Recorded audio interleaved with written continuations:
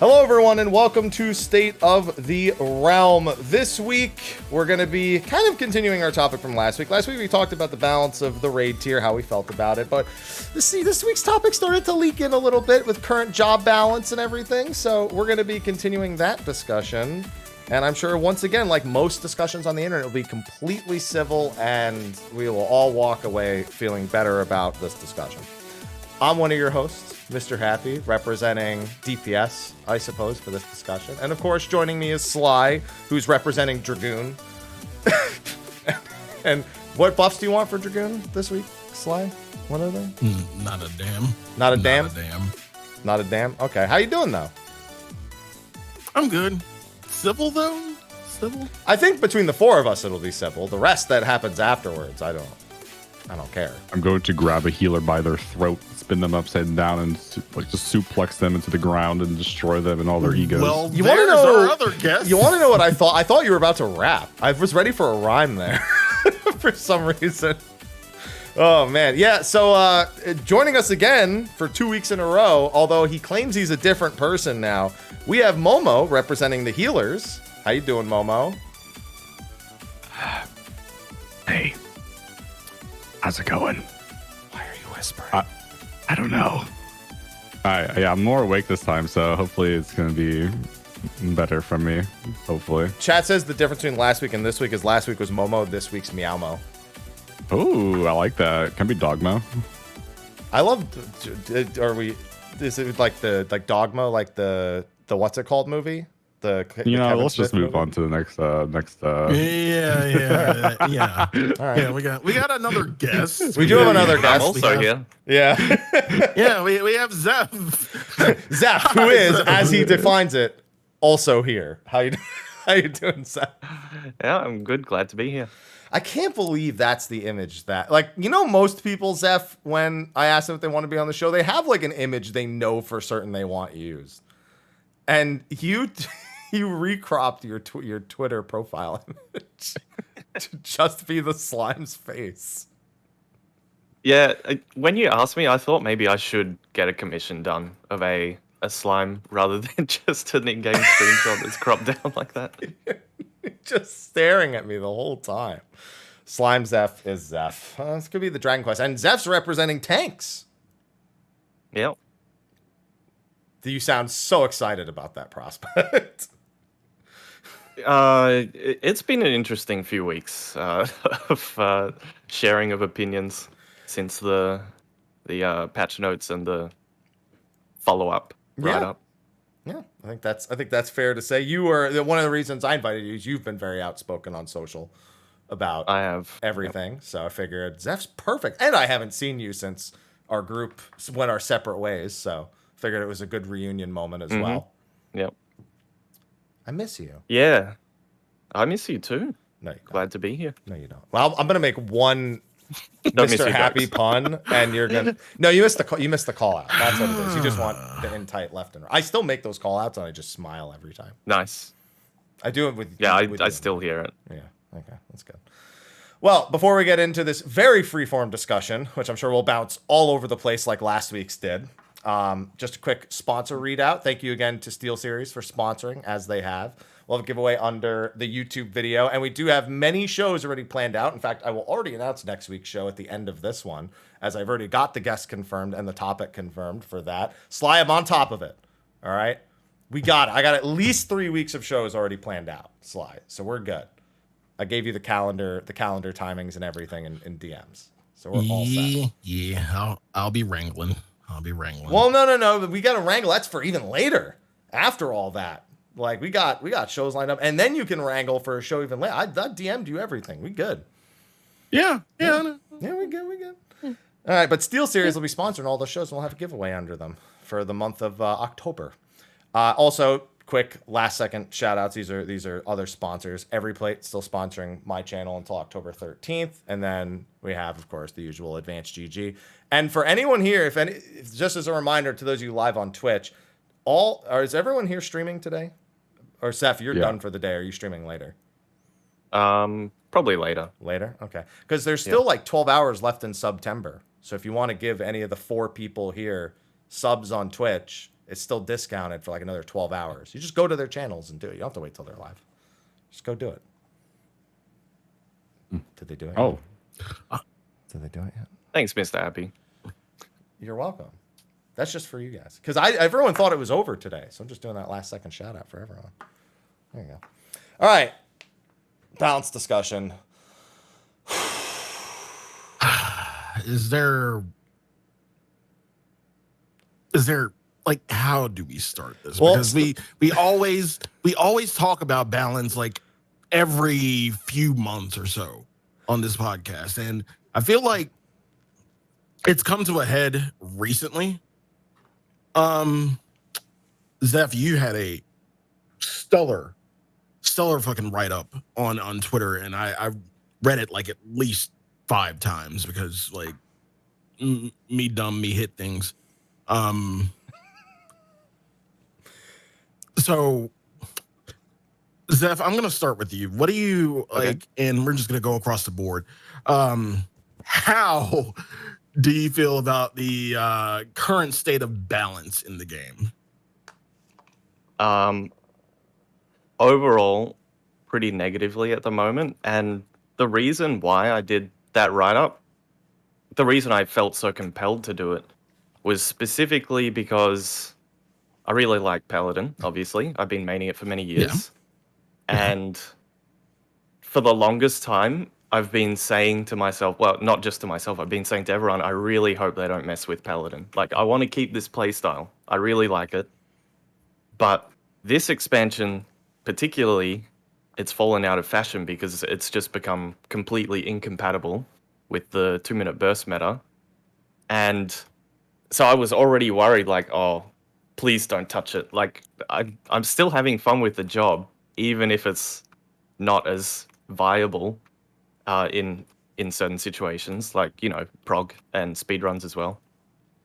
But I was still having fun with it. And then finally, the P8S gets nerfed, and Yoshi P comes out with the statement about reasoning, and we get the patch notes with the justification that they're adding now for why they're making changes.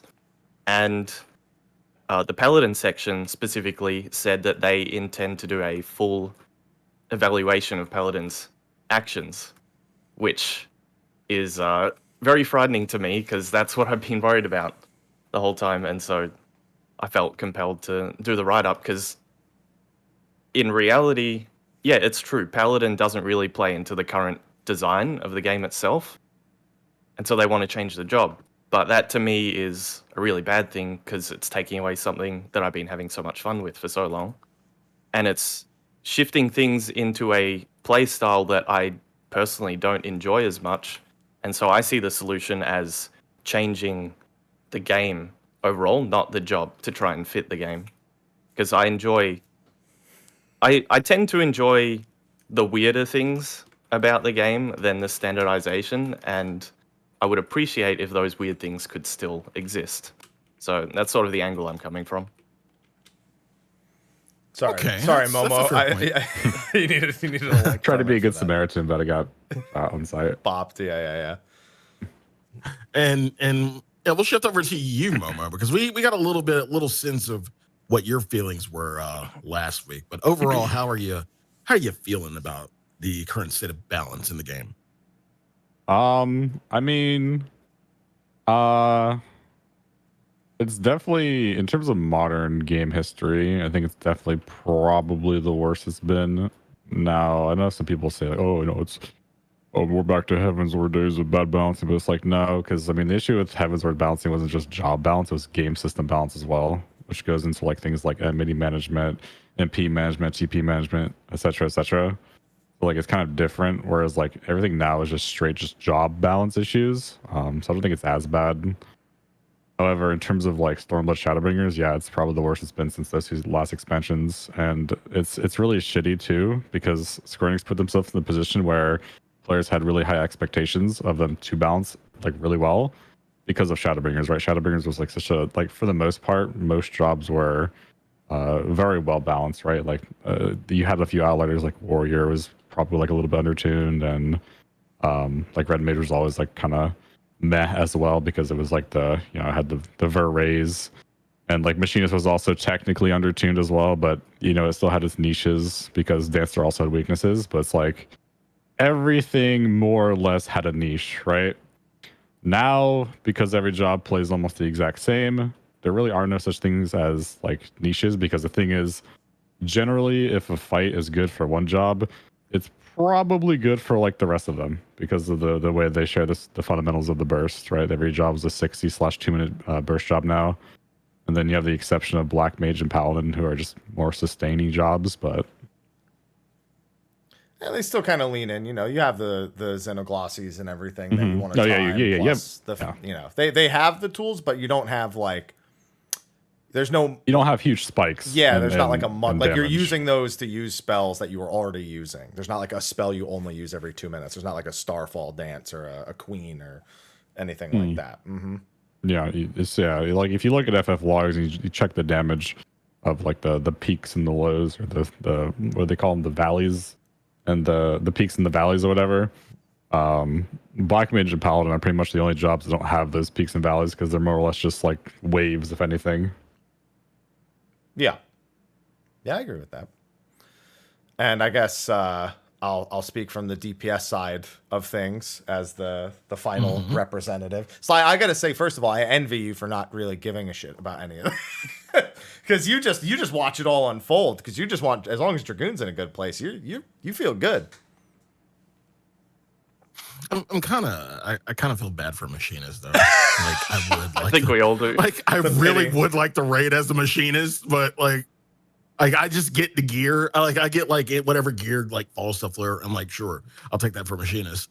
But will I play it in raid? Probably not. I mean, until they fix it. I still have the opinion that if you're doing pugs, that you probably should play Machinist. But although Dancer makes that hard to suggest nowadays, because Machinist does well in does better in pugs than it does in like statics. But it's been a weird time.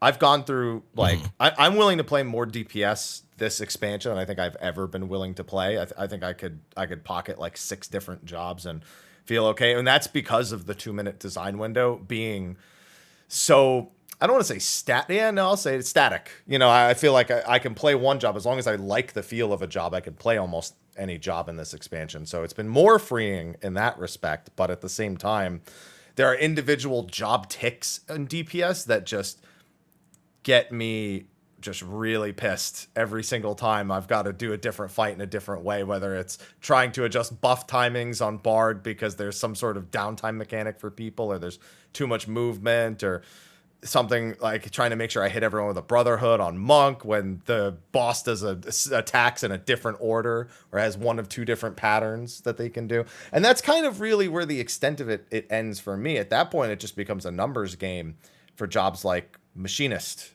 for example, where I just don't see how Machinist design works in this current environment anymore at all. And I don't know how the devs don't see that it doesn't work in this environment at all, because it just doesn't. There's too many things that need to be standard across DPS jobs at this point, or you really suffer. Reaper not being able to generate resources during downtime in any way, and not really being a job that pools super well outside of like trying to hit specific 2-minute windows. And then Machinist suffers from literally dated design. I just did a video about it, about how it's probably the only job left that doesn't, their single target and AoE rotations don't interact almost in any capacity. Your heat gauge is super unsatisfying in AoE. Your battery doesn't involve with your AoE at all. Wildfire, as pathetic as it is, also doesn't have any sort of AoE capacity, even though it has it in PvP. So it just feels like it's stuck in the old game. And that's really the crux of the problem, is they have the idea right, but they don't have the path to get there on every job really figured out. And it seems like something that needs more time put into it. As a high ping player, they still haven't put charges on hypercharge either. All this time.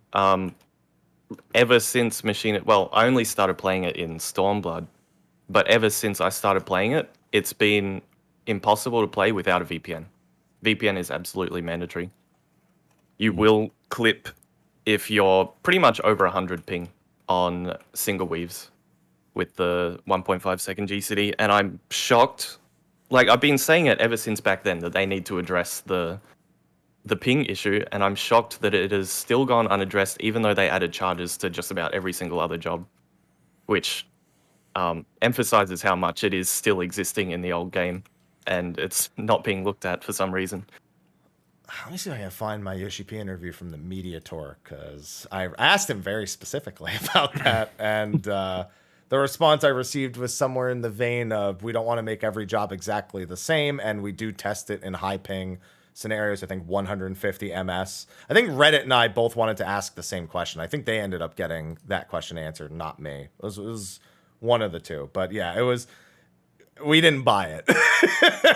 Yeah, I can tell you that, 150 is not possible. yeah. Not even close. I think a big thing they don't account for is individual instances sometimes have better or worse latency, even though they don't have the slow server, the slow instance, the fast instance problem anymore. Sometimes it just doesn't work. Like, you just get like, oh, I always double weave at this. You go to the housing area, you're practicing your rotation, and it's amazing. You're like, oh, this is awesome. Then you go into an instance and it's fucked 6 ways to Sunday. I mean, Monk's the same way. There's no shot you can play Monk at 150. I mean, like, literally, you're already at a disadvantage if you're at, like, even something like 80. Like, unless you're playing at the lowest ping possible and you're able to double weave under your 1.9 GCD, like, there's no shot, right? Like, there are just some jobs in this game that are just not balanced around that at all. No, they are not.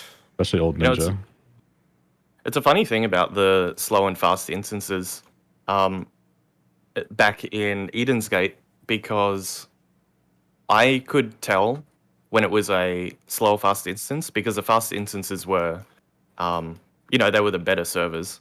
I could double weave on a fast instance. I couldn't double weave on a slow instance because I guess just server response time or something like that. It just wouldn't work. Interesting. I never heard about that. Yeah. I mean, I wouldn't doubt it either. It seems like a very SE thing. Yeah. I mean, I think you'd only hear about it from a high ping player. Yeah. I don't think that specifically was ever really mentioned, but it was something I experienced. No, I know exactly what, I mean, that's kind of in the same vein of what I'm talking about. I'll give you a great example. I mentioned the difference between the housing area, which I think still is still a pretty reasonable example. If you go to the housing area, it's almost always easy to do double weaves there.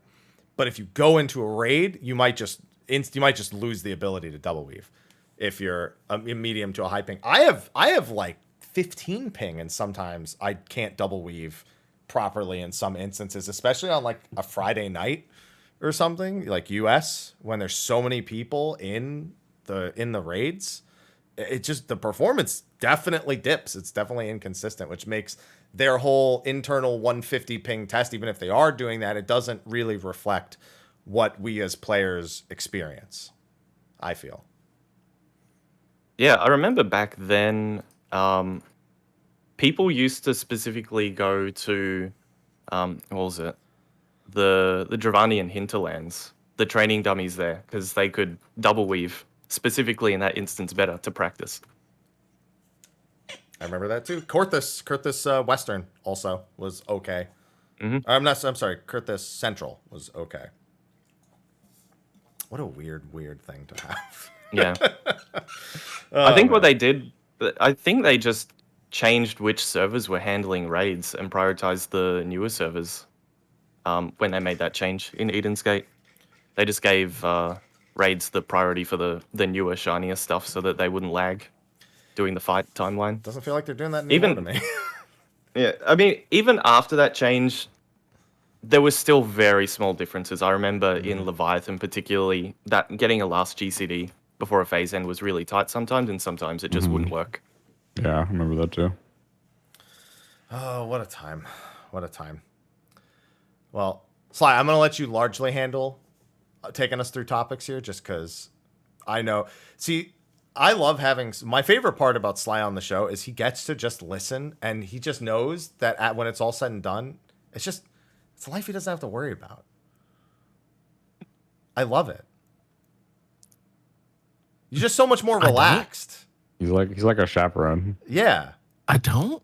Yeah. I don't have to worry about You don't have to worry about it. Dragoon's always fine. You don't have to worry about it till 7.0. When the Dragoon show comes around, Sly, you're going to be front and center. I think it does matter for the general health of the game. The happier more people are, the better it is for everyone. Yeah, I often refer to the job balance and how it affects the rest of the game as trickle-down game balance. Because the amount of people it actually affects is very little, because the people who will play at the level that these types of things matter or they even care. But what those people say just disperses across everybody. And that's when you see people who are like, they're like trying to get their first P5 clear and they're like locking jobs out of progression, you know? That's the kind of shit that you see once they start. Oh, Machinist isn't very good. I guess I won't invite them. That happened with Samurai back in Stormblood. They're like, oh, Samurai, doesn't have utility. They said it doesn't have utility. It's not good.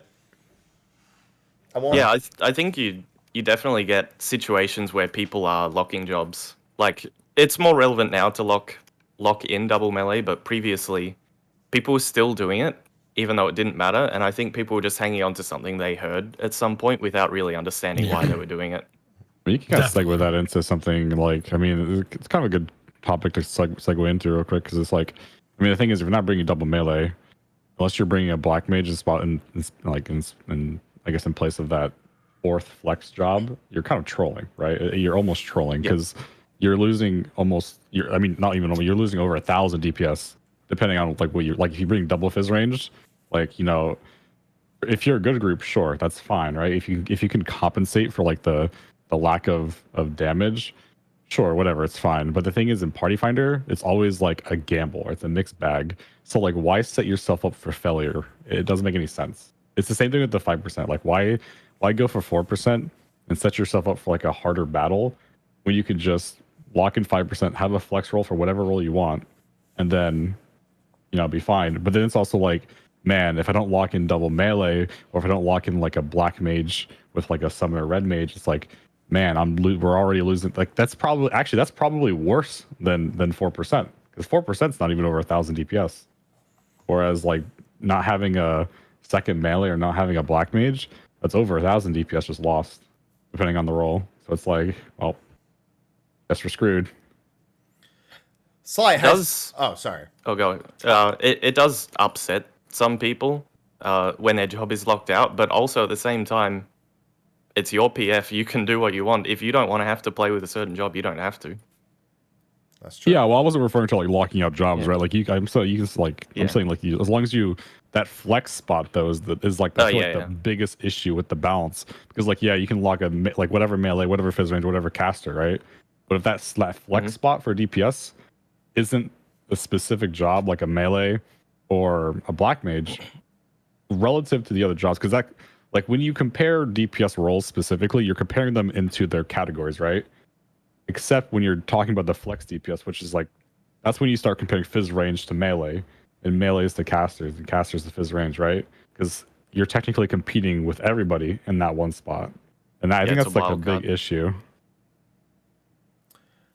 Yeah, you want to bring the highest, like basically just the highest raw damage you can as that last wild card slot. That's why Samurai, even though like they had the stigma of having no utility before, they kind of escaped that, because that flex spot being a high DPS job matters more than what else it offers, I suppose. It's the same with Black Mage. You know, if they're taking in that flex spot and they're not taking the other spot, they're just good choices no matter what. Whereas Machinist are gonna have to fall back on that a little bit too much this show. Does not fill that flex spot well at all. Mm-hmm. Yeah, like imagine having a machine that's like, but let's say you have like a dancer ninja red mage comp, right? Yeah. And then your competition for the fourth DPS is a machinist versus a samurai. It's like, it's not even like, like that. The gap is massive at that point. Yeah, that's a very particular. If we go back to past expansions as well, I remember there sort of being a general sentiment of jobs like samurai play well in pugs, because they just do high damage on their own. Like, you don't really need to care about what anyone else is doing, but now it's pretty much all about 2-minute coordination, and if you don't fit into that, it's even worse. Yeah, at the very least, if you don't benefit drastically from it. You know, Machinist not only doesn't help with it, but they don't benefit from it well enough. So they Yeah. can't sit in that spot. Sly, I do have a question. You're in a much more casual raid group. You said you're doing 2 nights a week last week, right? Yeah. Have you guys even remotely discussed any? Has anyone, even though your group is going super, super casually and slow, have they discussed any sort of concerns with job balance, what people are playing? Has that discussion come up at all, out of curiosity? We actually did have a conversation about it. Like I came in on like the blunt end of it, but somebody was thinking about switching. And I want to say, was it Dragon? Yeah, I want to say it was our Dark Knight was thinking about switching. That's not a job I would think would switch. No. That's a very good job right now. Unless they were trying to go Gunbreaker. Yeah, and I was just like, trying to swap and to the I other came in high on like the DPS. blunt end of the conversation, but I was like, I'm wondering why. And like it just got squashed right before we started raid. But as far as like any other like discussions in terms of like, you know, comp or anything like that, no, we've been gelling like a felon. I was curious because like I was talking about before, I do feel like what ends up happening is groups that don't really need to be that concerned about it yet, or are just not trying to be like hyper competitive in any way. They end up making it a concern. Is always something that I end up seeing. I was curious if you had been through that at all yet. But no, it doesn't sound. Because if a Dark Knight wants to change, that means that actually, though, depending on what that conversation actually was, it could have been they wanted to play Warrior or Paladin, which is actually a discussion. We already have a Warrior. Okay, then the only other 2 jobs would have been Gunbreaker or Paladin. Because if your Dark Knight or your Gunbreaker wants to change to Paladin before you're done with the tier, even a more casual group probably looks at that and goes, I don't think you want to do that right now. Kind of maybe next tier. Maybe next tier you can do that. Zeph, That's what I said to myself last year. yeah, I remember. I was telling the story today when I was talking about the show we were doing. I was like, I mean, Zeph in our kill video for P4S is Paladin and rages that. He doesn't even get excited at any point. He literally, the first words that come out of his mouth after the clear is Paladin and rages that. Yeah. And then, so this is the first expansion since Stormblood where I have not played Paladin 2 tiers in a row in spite of wanting to. I actually did play Paladin at the start of this tier, and then I swapped off because enrage issues. Yeah. Which was pretty much straight down to crit variance on Doorboss P8S. And the moment I switched to Gunbreaker, I didn't even know what I was doing really, because I saw Yoshi P's statement where he said, "Oh, we haven't balanced the tier for the extra week of gear, and we did, you know, the 2-minute farm, 2 hour of tome farm beforehand when reset happened." And that was a Freudian slip, by the way. And which I didn't enjoy, by the way, having to get up earlier before raid and just farm the gear. So I thought we were set. I thought we'd be fine. And then we hit an enrage, and it's like, well, okay. I happened to have enough tokens to buy a Gunbreaker weapon from our extreme farm. So I'm like, okay, I'll pick it up. I'll take it in. Let's see what happens. And immediately, like, I just went in, no real knowledge. I just started pressing buttons. Just, you know, the fundamentals, just keep everything on cooldown. Didn't really know what I was doing. Immediate plus 300. Like, just right off the bat. And we're just not having enrage issues anymore if we're clean. That's not a good feel. No. That's not a good feel. Hey, the good news is you got to do Ultimate on Paladin.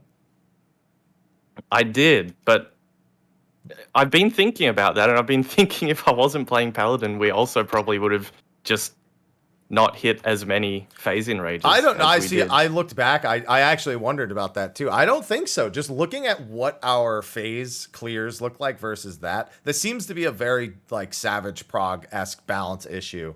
Because you, when we hit enrage, we weren't clean pretty much almost any time. Maybe we make up for a mistake if you're on a different job. Yeah, it maybe lets you scrape through a couple of times. Yeah, but I mean, just looking at like our clear time, and it was almost always down to mechanics in Ultimate. You know, Yeah. Like looking down the first time we ever cleanly got through the entire final phase, when we saw the enrage, we killed it. We never had like a 0.1 enrage wipe or anything like that. So it is interesting how the discussion does change when you go from what is not the hardest content in the game, but has an actual sort of progression to your power every week that will increase. And thus it's designed with that first week of you know, what you'll have generally, you know, not this tier because we had more than we were supposed to have. Can't imagine if we didn't even have that. But whereas Ultimate, where it's expected, you're just everyone's bis. So it feels like it's probably better balanced overall for that kind of ideology. It's definitely more mechanics focused over DPS. And it's also interesting because it's not even really difficult to do mechanics in Ultimates. When you look at Phase 1 and Phase 3, so Thornton 1 and 2, it's just uptime burst window and then you do a mechanic. Like, that's not even something that's really difficult to do. Nidhogg, sure, like keeping up your rotation when you're learning that phase is reasonably difficult, and so is the Double Dragons phase. But outside of that, it's not too bad. I mean, obviously, final phase is you just need to be clean and not lose your head, and you'll probably be okay. But yeah, Savage is they're tuning it. They're definitely tuning it for gear coming in later. They don't want it to be too easy once you start getting gear. I don't know about that. Looking at 6 and 7, at least for 8, maybe. Yeah, right. I mean, okay. So I have various complaints about the fight design this tier, but that's maybe a different discussion. It might not be. Well, where was I now? You're talking about how in Ultimate, how the fight design is perfectly like fine. Like you only burst at, and then you burst, do mechanics. Oh yeah, I mean it. Yeah, it seems like the DPS checks are definitely very relaxed because I think Ultimates are all about just getting through the mechanics. Which makes me wonder what Savage is supposed to be, if not the same thing, just slightly easier mechanics. Momo, anything to say in regards to that? The Ultimate Savage differences? I mean, Savages have always been very akin to Ultimates, right? Like in terms of mechanics, at least. I think the big thing that at least Week 1 Savage has always been is the DPS check, right? DPS check, I mean, even when we talk about Ultimates, it's like, oh, you know, the Ultimate's never going to have as hard as DPS check as a Week 1 Savage clear, you know, and that's pretty much been true. I also maybe Golden Bahamut or something. That was like less, that was more like a job / game bounce thing than an actual DPS check. But it's like, I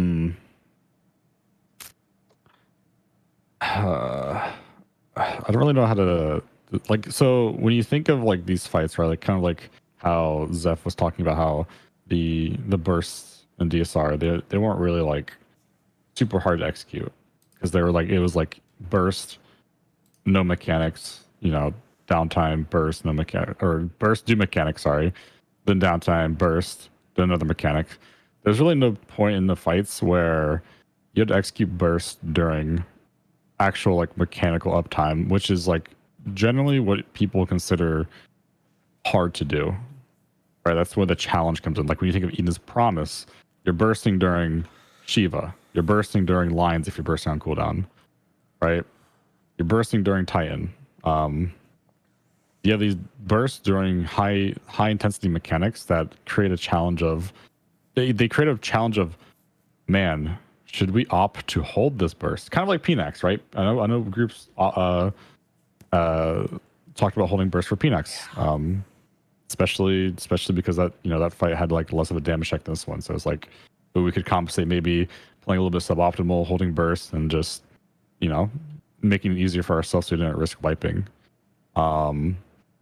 Those are the, like, I think those are the decisions that make fights good. I think the issue with this tier, specifically the door boss, the one with the hardest DPS check, is the fact that every single burst was pretty easy to do. There was no thought decision outside, hey, do we want to delay burst? Like if we get car first, do we want to delay burst very slightly, or just use, you know, twos earlier on the opener, or burst earlier in the opener so we could just use on cooldown?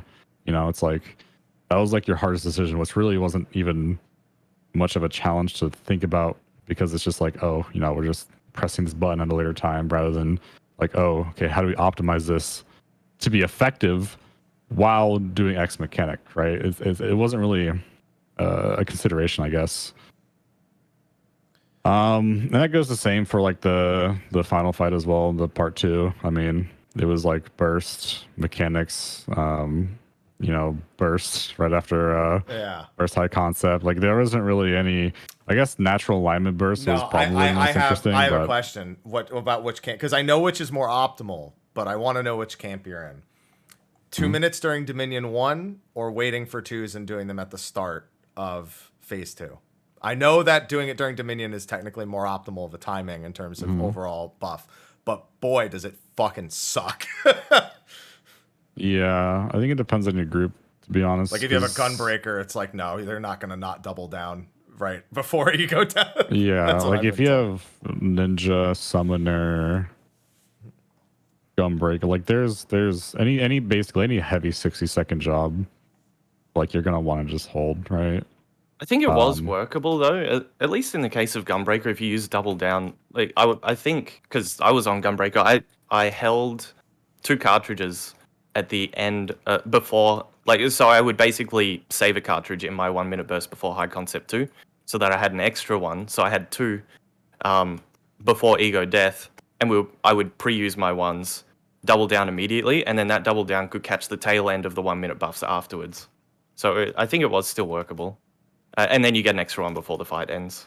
But that only really works if, your buff window is like 20 seconds long. Yeah, no mercy. Yeah, the super long one. Yeah, it's because I've been like, I'm always like, healers DPSing at the start versus DPSing during Dominion during 2s. I was like, I was really wondering if what the math was on how much the healers contributed during the start of that phase and holding 2s for the start of that phase versus how much they'll do during back-to-back AoE bleed Dominion, running around, positioning, healing for the next AoE plus the bleeds that are coming after. I think regardless, because the thing is, even when you burst at the start, there's still healing you have to do because there's like a bleed, and then you have to like top the party and heal in between the Dominion hits, right? So it's like you still have to do that during the burst for the most part. And I think it probably, maybe you do like cast like an extra GCD or something during burst if you hold it, but I think that's still better for alignment purposes. Okay. I just wanted another perspective because I fucking hate doing 2s during Dominion. It definitely is. It's definitely harder to execute. Yeah. And if your team isn't like, if your team doesn't know what they're doing, right, then that's the kind of opt, shit where easier. you forget your pot. Like 2 minutes during Dominion, you have to pot like 10 seconds. Like you have to pot at the start of the Dominion cast. Because the game does not operate well enough for me to do all of that. I think twice in a row I pressed my pot. I tried to pot like when my normal pot would be in the opener, and it didn't go. And I'm just like, I fucking can't bother with this right now, in the middle of everything. Annoys the shit out of me. All right, I just wanted to hear specifically about that, but that is. It's interesting because it sounds almost like Ultimate is designed with the concept of how 2 minutes are supposed to be designed. You can come together and do your 2 minutes and then do mechanics separate. Like that sounds like an intended design for the way the game is made right now. Because as soon as you throw a wrench in that, jobs are not built to delay 2s. I think is probably my biggest complaint about the 2 minute thing. If you are a bard and someone says you're holding 2s for 30 seconds, your options there are all shit. Because one is... I have a question Yes. about that. Yes. So what is it? Radiant Finale? Is that the one where it's sort of variable depending on how many stacks you have? Yeah, but you'll always have 3. Realistically, you'll Yeah, always but have 3. before they changed it, because it's standardized now, we right? had this, But yeah, this discussion. so yeah. there used to be the possibility, right, of using it for different amounts of value. Yes. Because the last stack was diminishing returns. You'd only get an extra 1% versus 2. Correct. How do you think that would have played out if that wasn't changed? I don't know that it would have played out that much. So I think it would play out if we weren't fully designed around 2 minutes like we are now. Like if I were to put Radiant Finale in Shadowbringers, that has value. You could 100% work that into making more sense. But with the way it is now, where you're going to be on the 2s anyway, all it does is it acts as like a downtime insurance. Like you would feel okay maybe skipping a song because the difference is only 1%. Like if there's just no way for you to get a song or it's going to cause really weird alignment. That's probably be the one benefit see to it. But instead, we have what we have with Thornton, where I'll ballad before he jumps, and then the ballad's gone by the time he comes back, and I'm just going into the next song just because I can't afford to not do that. And then if that's delayed or I miss that at any point, the rest of the fight, that Radiant Finale is in such a weird spot in terms of like where my songs are gonna land during different uptime phases. So yeah, that's where I'm feeling about that. But like, if you're gonna delay 30 seconds on Bard, your choices are eat 30 seconds of your Wanderers, and then the tail end of your burst has to be during Ballad, which sucks. Or you have to delay Wanderers the whole time, and then that's just downtime on your utility, because all your songs are either damage, direct hit, or crit rate, depending on which one. And Wanderers is damage. It's just damage for being in Wanderers for the whole team. And imagine just not doing that for 30 seconds because you want your burst to align normally. You're never gonna do that. So it's boy, it's something. And then the rest of your bursts would have to line up. If you do the other way, the former, where it's close to the tail end of Ballad, now all your bursts are on the tail end of Ballad. There's nothing you can do about it. Yeah, I mean, it's funny because like Ultimate's like, sure, it's actually really funny because Ultimate actually outlined a lot of job balance issues, but I think people brush it off because it's like Ultimate, right? People didn't take it seriously. It's like, oh, it's Ultimate, some jobs are favored in Ultimate, which is true, but it's like these job balance issues that were in Ultimate also extended into Savage, because the issue I think when it comes to Savage is that in the long run, utility doesn't really matter for the most part, because the thing is, it's really hard for fights in general to be designed to utilize your full toolkit, because they just aren't. Now, in terms of busters, that was kind of changed a little bit. Like obviously, they're more so designed for healer tools, right? Like Aqua Veil Exaltation really strong because not only did it add mitigation, but Exaltation also adds a heal. But the issue is that, I mean, as long as you're healing in general or have a specific healer comp, like for example Sage White Mage, you could probably just ignore Aqua Veil and Haima altogether and still probably never have to GCD heal a tank single target wise. It really just depends on your healer comp more Unless than they're a anything. paladin, maybe. Yeah, I mean, yeah, it's totally comp dependent, right? But it's like, for the most part, utility doesn't matter. And it just becomes a damage race, which is, I think, a pretty big issue. And in Ultimate, it's like, well, okay, Ultimate favors Ultimate's like the opposite of Savage, where it's like it's not a damage race. I mean, it is to an extent, because unless like you're an insanely good group, i.e., like for example, Neverland, they ran Paladin, right? There was like no fucking shot like your average group run a Paladin, because one mistake just pretty much meant you would wipe the DPS check, right? So you had to be an extremely consistent group to warrant running Paladin, which is wait, what? I said sorry, Zeph. Oh, well, I think you're fine, right? Like groups, like hardcore groups, fine. Like I'm talking about like your average group. Oh yeah, you mean yeah. Yeah, like it's one of those things where it's like bringing certain jobs is just so detrimental to your prog that like thankfully they buffed it, right? Because like now I think Paladin's like a general consideration for like most groups now for Ultimate, and honestly probably a really strong pick depending on the fight design if they do like heavy AoE damage again.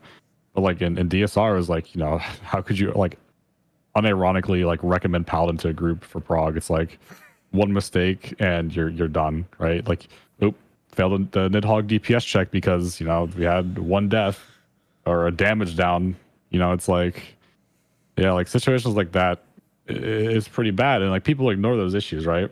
They focus solely on the utility and completely ignored the issues with like machinist damage and I guess the Reaper downtime issues and Paladin damage. I mean, it's just an extended part, I guess, of the issues going into Savage. You wanna know what's funny, Zeph? I think we harped on ranged Fizz a lot more than we harped on Paladin in our prog, given the fight design. Because Dark Knight being what it was, I mean, it wasn't uncommon for in the first couple of phases for them to be competitive with ranged Fizz. In fact, in most groups, I think it was pretty standard for your Dark Knight to out DPS your Fizz range during Thornton, especially. I think perhaps Paladin flew under the radar, particularly because the ultimate was actually a very heavy mitigation-oriented fight, where that +1 from Paladin did actually make things a little more relaxed on our healers, where it's just like, oh, we have passage here. That makes things easy. So it's like, okay. It's actually really funny because when I subbed for you guys, I was like, yeah, I was like so confused what to do with my toolkit because you had so many mitigation tools that I just wasn't used to, and like it just felt like I didn't have to utilize too much at all. Like, I just felt like some of my tools were wasted as a scholar. Yeah, so the question becomes, is that extra comfort for the healers worth a loss in damage? Which it was nice to have in Ultimate. In Savage, it really isn't generally necessary. Like, usually healers are pretty much OP relative to the Savage. Like, they have so much they can do that you don't really need it. Like, what's the odd GCD heal if you have to in a Savage fight? Mm-hmm. Yeah, see, I love the way that Paladin is designed conceptually. I love when they moved it to being this like quasi mage almost, you know, having the extra healing utilities and having the spell casting phase and all the uptime. But it really hasn't worked. It really hasn't worked out with like Endwalker design. There have been situations where I've gone, oh, if I wasn't a Paladin, we probably just wipe there. But with the way that the prog went, like, I might have accelerated prog on the first 3 fights where damage didn't matter, and then just lost a day, pretty much, on the door boss before I made the switch. If you were watching the race, I think you would have seen a lot of groups, like, prog kind of went, like, everyone sees a phase 2, and then they run out the timer, and then it's just back to door boss optimization, trying to get through that DPS check. Where I think if you had a meta comp, you would have saved yourself a whole lot of time, more than you would have saved by having extra utility that saves a couple of runs on the first 3 fights. And it just makes me wonder if they're going to have to reevaluate the way that they balance Savage, because every expansion we always have job changes or job imbalances that fly under the radar a little bit. Like even when the game is well balanced, it just happens. And sometimes they don't fly under the radar and they just get ignored the whole expansion. But that's another topic, I suppose. And in the case of this just that didn't allow that. This didn't allow anything to fly under the radar, because Asphodelos let things fly under the radar. Like, yeah, I think a lot of groups did switch off Paladin. And Zeph, I don't think you were the only one that moved away from Paladin for week 1. It was really bad back then. Yeah. Mm-hmm. Well, yeah, I mean, I think Bard was also just a monster also, and at the start of the tier. Like, I remember week 1 there was like 1 dancer kill, and like the rest were just all Bard. And now dancer is like early week 1. Stupid dancer. Yeah. It's insane how much it turned around. I mean, it helps that of all the jobs that benefited from the direct crit change, dancer literally has a giant 25% direct crit buff and a skill that auto direct crits. And they have a damage buff that's always on themselves, and then that will always line up with the one they have on the team plus what everybody else like. It became insane so very quick for dancer that I don't know how it didn't happen sooner. Oh man. Speaking of direct crits, might be able to get a couple of good points about that, because oh yeah, we were gonna get to that. Yeah, in my second static, I'm playing warrior. It's the only tank I have leveled on the character in that static. So I've been playing that, and since the direct crit change, it's actually made a world of difference to my brain activity playing the job. Because it used to just be like, you know, I'll just chill for 2 minutes. Actually, I'll chill the entire fight. Like, whatever anyone else is doing doesn't really matter. But now it actually does make a difference, because all of a sudden I need to actually hold my infuriate, because I'm going to benefit if I can squeeze the 2 uses into the 2-minute buff window. And it reminds me of a conversation I had with a friend from that static long ago. This was before Ninja got changed, so Mug became their raid buff. I think it was literally the day before, or 1 or 2 days before, I was having a conversation with this friend. And we were just talking about, having a ninja in the party just makes things so much more interesting, because you have it keeps you engaged every minute, because you have something to do, something to optimize around. And it it felt like a slap in the face because it was like 1 to 2 days later and they changed it. They just took it away and made it 2 minutes. And now every single job is kind of like what Warrior was, where you're just chilling for 2 minutes. You don't really have to think about a lot of stuff. Like you kind of start prepping for the 2-minute window on certain jobs. Like you start pooling 1 minute in advance. But compare that to before when you had Trick Attack every minute, where you were pretty much always prepping. You're always thinking about something. And I think that leads into the idea of comfort in fights that Momo brought up earlier, where there did used to actually be some requirement to optimize every minute. Even if there was a mechanic going on, like, oh, Trick Attack is up, oh, it's kind of difficult to optimize around, I might not play this trick window perfectly. At the same time, you only lose 10%, so it's not the end of the world, but it is something extra that you can bring. That it's a bit of a higher skill ceiling that just differentiates someone that is comfortable doing damage during a mechanic and someone that isn't. Yeah. Yeah, I think that's a big part of the conversation too. It's not just 2 minutes; it's the lack of every other option we had before. Yeah, It is a big deal because I think Zeph outlined it in his post, but it's like when your only option is to do X timeline, because I mean 100%, 110, 300% SC never balanced for buff stacking back in Shadowbringers. They just assume that you would use every tool on cooldown. Because when you the thing is when you did that, the DPS check actually seemed balanced. But when you had like a really good team who knew how to buff stack properly and knew how to like sync like 2s and 3s and 90s with 2s and etc., the gap between the DPS check it becomes a joke as a really insane team. But this time it's like as a really insane team, it's like it was still really close for some groups. So it's like there's only one timeline and SC balances for that one timeline, and if you can't adapt, then it's just like survival of the fittest almost. Yeah, and I miss probably the most common opposition to what I said about 2-minute standardization. Like obviously I'm in the camp of I prefer desynced raid buffs by default that come together every so often. Probably the most common sentiment against that was, if everything being on 2 minutes makes it feel good, like I can actually coordinate with my team. It's easier to do now. To which I say, turn off your HUD and just play the game. And what's going to be the result? It's just going to work anyway. Like you're not actually really playing around your team. You're just pressing your buttons. The 2-minute syncing just happens by default. You don't actually have to care about what anyone else is doing. And so what Momo said, if you did the exact same thing in Shadowbringers, turned off your HUD, or just turn off your party list and your buffs. Like, you just don't care. And you just play your game. You will have those synchronized buffs at 6 minutes and 12 if the fight is long enough. So 0, 6, and 12. And it will feel like a balanced DPS check. But then if you turn on your HUD and you try to coordinate, all of a sudden you can actually make things easier for yourselves. So in comparing the two, there's really no functional difference to what you're doing. You're just pressing buffs on cooldown.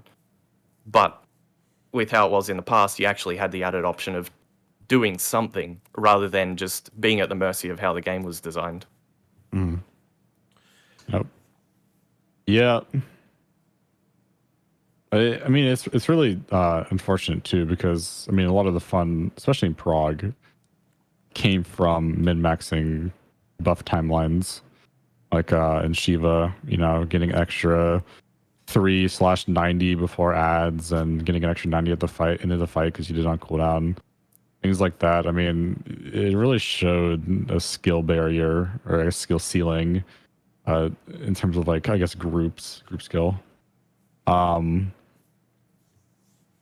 something else I want to touch upon too, based on these buffs. I can't remember. Quick question, but but quick. And well, I'm gonna say devil's advocate.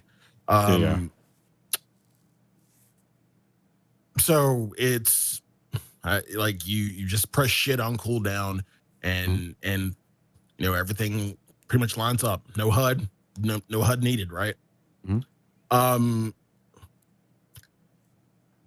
Let's say things go wrong.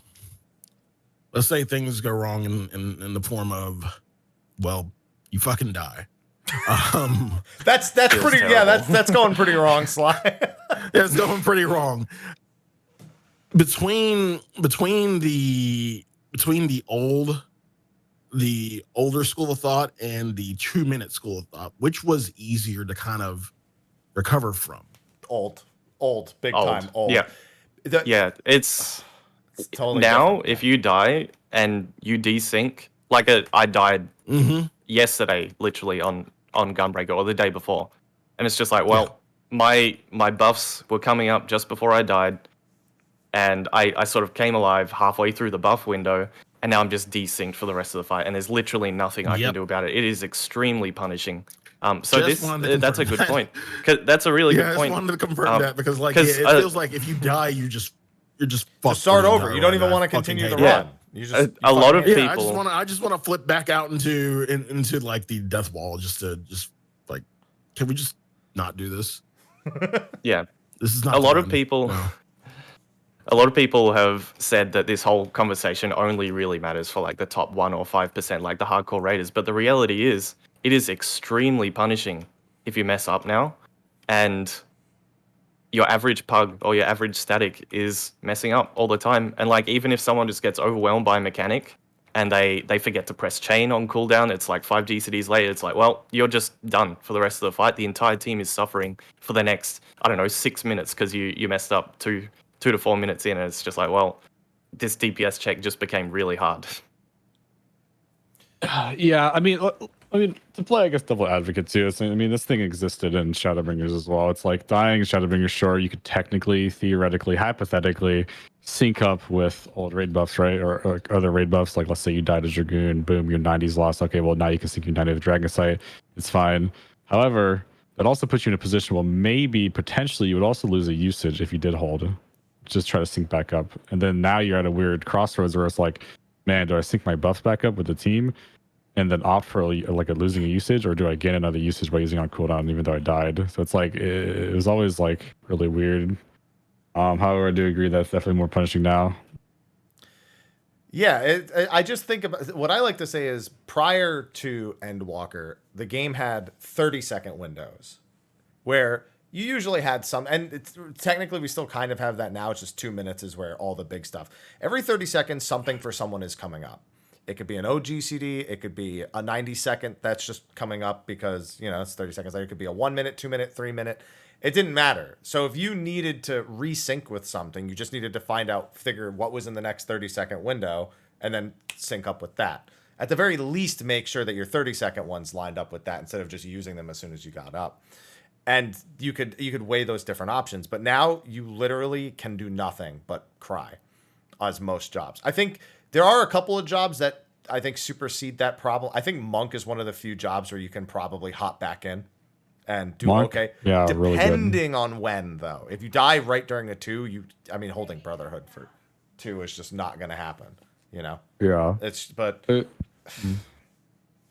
just worse. It's just harder. It's actually kind of funny you bring that up because not Monk specifically, but there's some weird instances where like some jobs, for example, I think Gunbreaker Summoner might be 2 of the best jobs for this. And I think maybe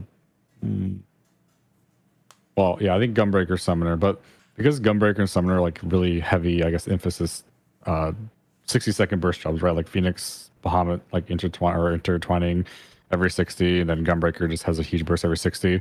Kind of the fights that end right before a 2-minute window kind of like favor those 2 jobs, right? Which is really nice to have.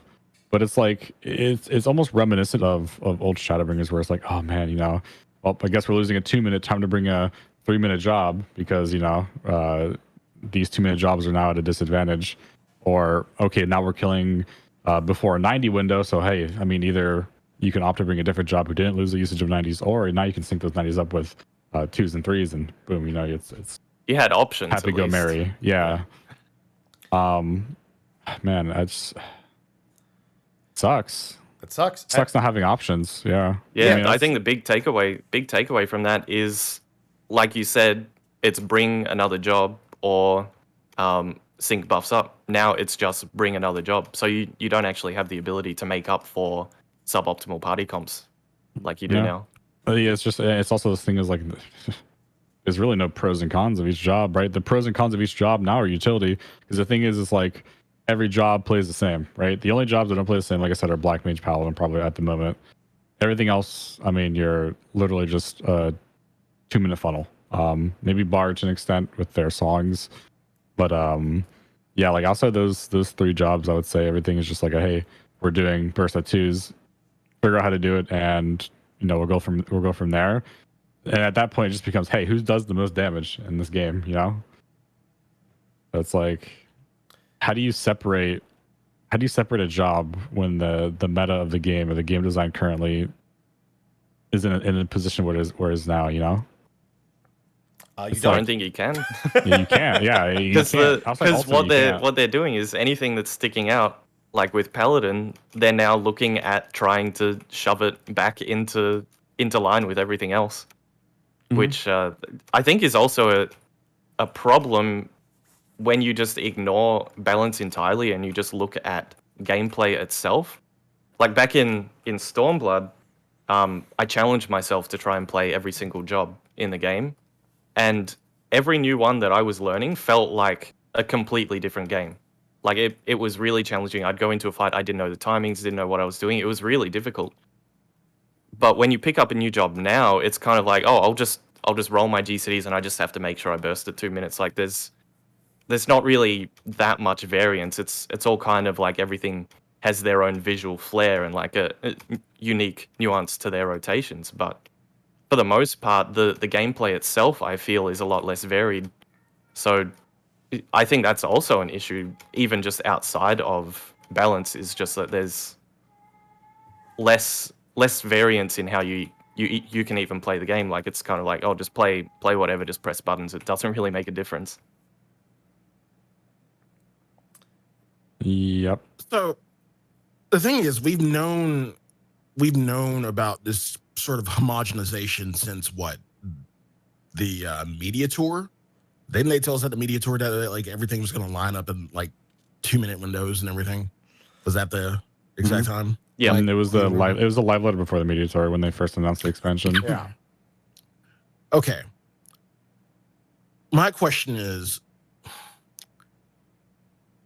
because like it really, I don't think we never really had this conversation in Asphodelos. Yet we're getting to this conversation now. Where, if anything, where were the early signs that this wasn't going to work out? I know. I could speak to that. I know. I could exactly. also speak Yeah, I to can that. too. You know when I knew Okay. it wouldn't work out? When they tried to put any When? amount of 90-second cooldowns into the Media Tour build and didn't make any fucking sense. Right in that moment, we knew. I knew it was a problem right then, because it was like, wait, if you're going to design around 60s and 120s, but you still have 90s in here, now the 90s don't make any fucking sense. Also, the 90s don't do anything. So they moved ley lines, but they kept Riddle of Wind. It was like, as soon as they were willing to move ley lines, they should have been willing to move Riddle of Wind. But the problem is it showed just how much it didn't work in just that simple execution. It's interesting because Leyline specifically, I wrote a tweet about this one because Yoshi P himself justified why it was still on 90 in the media tour. I can't remember who asked him. Like, it was one of the interviews, but someone's like, oh, why is it still 90s when everything... Oh, it was you. Literally you. Okay. Now you know I watch your content. So you don't know it's me. Yeah, I just couldn't remember because I looked at a lot of stuff. But it was interesting because the answers he gave were, oh, if we put it to 60 minutes, all of a sudden it feels like black mages are just stuck in one place way too often. If we make it 2 minutes, black mages are again stuck in one place because they really don't want to leave where they're standing when ley lines is only every 2 minutes. So we feel that 90 seconds is a reasonable balance. But then the game comes out, we get the patch notes, and it's like, oh, black mage ley lines is going to be 2 minutes now. So I feel like it just flew in the face of the justification that Yoshi P gave us, which I guess, like Happy said, is just it showed that it wasn't going to work. But even then, I still think ley lines would have been nicer on 90s personally, because it gives that extra bit of flexibility. If you talk to any black mage, they're like, oh, if I have to drift ley lines, I just a use is gone. Like, if I can't put it down in this instant, it's just gone, or I'm getting half value. Yeah, like literally the second they, it's funny because like you bring that up, it's like literally the second they announced it on stream. If I still have the VOD, like I literally groaned and I said this is gonna be a bad idea, because like like to anybody who optimizes the game at like a high level, it's like almost instantaneously like a snap of the fingers, like oh shit, the game is heading into a different direction, and you're at that point it's like homogenization, right? And it's really weird because some 90s in this game are actually good 90s, right? Like, for example, I think Bloodfest was a pretty good 90. I think Leylines was a really good 90. Boonshin's a good 90, right? There's some 90s that you actually like having to be 90s because they increase flexibility, right? The issue is like, because the thing is like when you talk about a 90, for the most part, a 90 is a 2-minute until you lose the usage, right? You try to sync it over the twos as much as possible until you lose that usage, right? Well, now it's like, now that these 90s become twos, you lose pretty much all flexibility of trying to adapt to any kind of scenario, right? You're just forced into like one thing, right? You got to use Leylands on cooldown. You got to use Bloodfest on cooldown now. Like, I mean, eventually, probably they might even change Boonshin in 2 minutes, right? Like, who knows? I think the only bad 90s were like Delirium or IR, where like it was more damage focused. And like Bloodflesh, sure, it's like damage focused, but like I'm talking about like true damage, right? Like Blood for Blood, IR. Delirium, like those 90s I think were pretty good changes to change to 60 or 2 depending on the situation. But for the most part, I think, sorry to cut that off, but I think that an example of what would make Bloodfest a bad 90 is if you needed to Bloodfest to use double down, but you don't. So yeah, it doesn't impact that exact skill, so it lets it be flexible more so. Yep. Yeah, so I mean, you like the 2-minute, the 90s that gave you flexibility that turned into twos, I think were really annoying changes. But I think 90s that were changed in the 60s or twos, depending on the, like Brotherhood, for example. Like Brotherhood's a really good example of a 90 that should be a 2, because like, using Brotherhood as like a 90 is like, it always felt really bad back in Shadowbringers, right? Because your Riddle was 60 and that was, I don't remember. I didn't really play too much in Shadowbringers, but you got it. Yeah, I think Riddle was 60 and Brotherhood was 90. So like it was always like desynced, right? Until it wasn't, but it was like things like that. Like that's really annoying. That's another good actually, example. Though, then if you 90. think about it, what ends up happening with that is if there's a bad time for 60s, you roll your 60s into your 90s now. So yeah, even that, the worst case scenario that you just presented, which would feel bad, had the same benefit as the 90s rolling into the twos, pretty much. Which is what I mean about those 30-second windows always being kind of like your option for flexibility. I'm seeing what's being said in chat as well, which is in line with something I wanted to bring up, where they're talking about 110s or 55-second cooldowns as well for flexibility. If you look at Summoner in Shadowbringers with Dreadworm Trance being on, was it Dreadworm Trance? I think it was on 55. So it gives you that flexibility, like if you can kind of use it earlier to account for drift later, but the reality was if a fight is long enough, you actually just press it strictly on cooldown because over time you'll gain a full extra use. So there's definitely a balancing act to be had there, where if the impact of it is so strong used on its own, that you're just going to end up desyncing just for the extra use anyway. It's another thing that I think we've lost a lot just because of specifically the way our 2 final tier bosses are designed. Not having an encounter that's just designed to be at that like 12 to 14 minute mark, also combined with the Shadowbringers loss, just loses a lot of interesting decision making as well. Yeah, I mean, that brings up. Oh, you go first. I was just gonna say the longer the fight, the better the balance. Because the thing is, it kind of goes back to like, I mean, any kind of short fight in the game. But the shorter the fight is, the more RNG is going to affect your. That's what the I was going to say. DPS Yeah, crit check. balance basically. The crit variance will average out over time, but if it's an 8-minute fight and you're doing 5 2-minute bursts, because you start with one, you're just flipping a coin 5 times basically, versus a longer fight where you're flipping it 7-8 times, for example, and you're allowing yourself to have some bad burst. If it's only 5 coin flips, you have a much higher chance of just being unlucky. Just straight up unlucky and just not beating it in rage through no fault of your own. Not to mention Phoenix. Which is even amplified. Yeah, because the last fight. So that actually counts as 6. Yeah, that counts as a it's 6. effectively. Yeah. Yep. But it's 2 at once. It's doing 2 Yeah, it's coin 2 at flips once. yeah. Sorry, it's the equivalent of if you're unlucky in that 2-minute window, you are unlucky for 2 of them. Yes. If you're lucky for it, you're lucky for 2. So it's like adding an extreme to the level of RNG. It's a bigger quarter that you're flipping. Yep. Sorry, that's a US coin. I don't know what the quarter It makes is. it kind of weird how they keep designing fights. Like, I mean, I wonder how they got the ideology of 2 8-minute fights instead of like 1 6 to 7-minute fight and 1 10-minute fight at the very end. Or a 4-minute fight and a 12-minute fight. Yeah, Hello? I find it kind of weird that the door boss makes a better final fight, I think, than the second one. Personally, mechanically, I find it to be more demanding. Well, I think but- I think they still follow the ideology, right? Like, even though like technically the second part's like a reset of sorts, I still think they follow the ideology of let's make the first part harder and the second part hard still. Yeah. Because now it's like a reset and you can like do the hard mechanic at the start. But I don't think Usually they front load. Yeah, I don't think they ever actually make the second part harder. Well, actually, I mean, to be fair though, I mean, advanced relativity during blind prog was probably like the hardest mechanic of the tier to actually solve. It was, but I'd Execution-wise, of rather course, do is- that a million times more than Lions on any given pull. Oh yeah, so I'm saying like Lions. I mean, Lions was brutal to execute, but like I feel like figuring out Lions was pretty easy for like most groups because you would just Yeah. point them out, right? If you Was it played like- it safe, it was easy. Yeah. Yeah.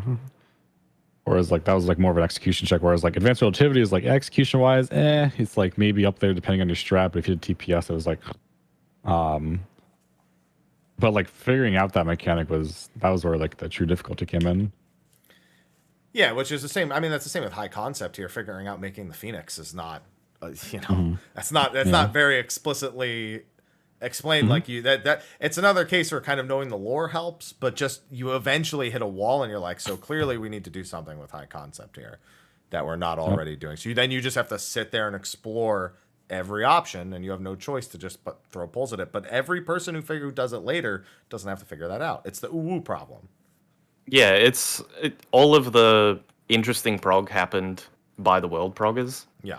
And now that we're on farm and re-clearing, I just think the high concepts are a snooze fest. Like 50% of the time you just stand there doing nothing. And I don't like that as a mechanic design. Somebody asked me today, hey, I'm about to start phase 2. What's the hardest part? And I said Stingwake.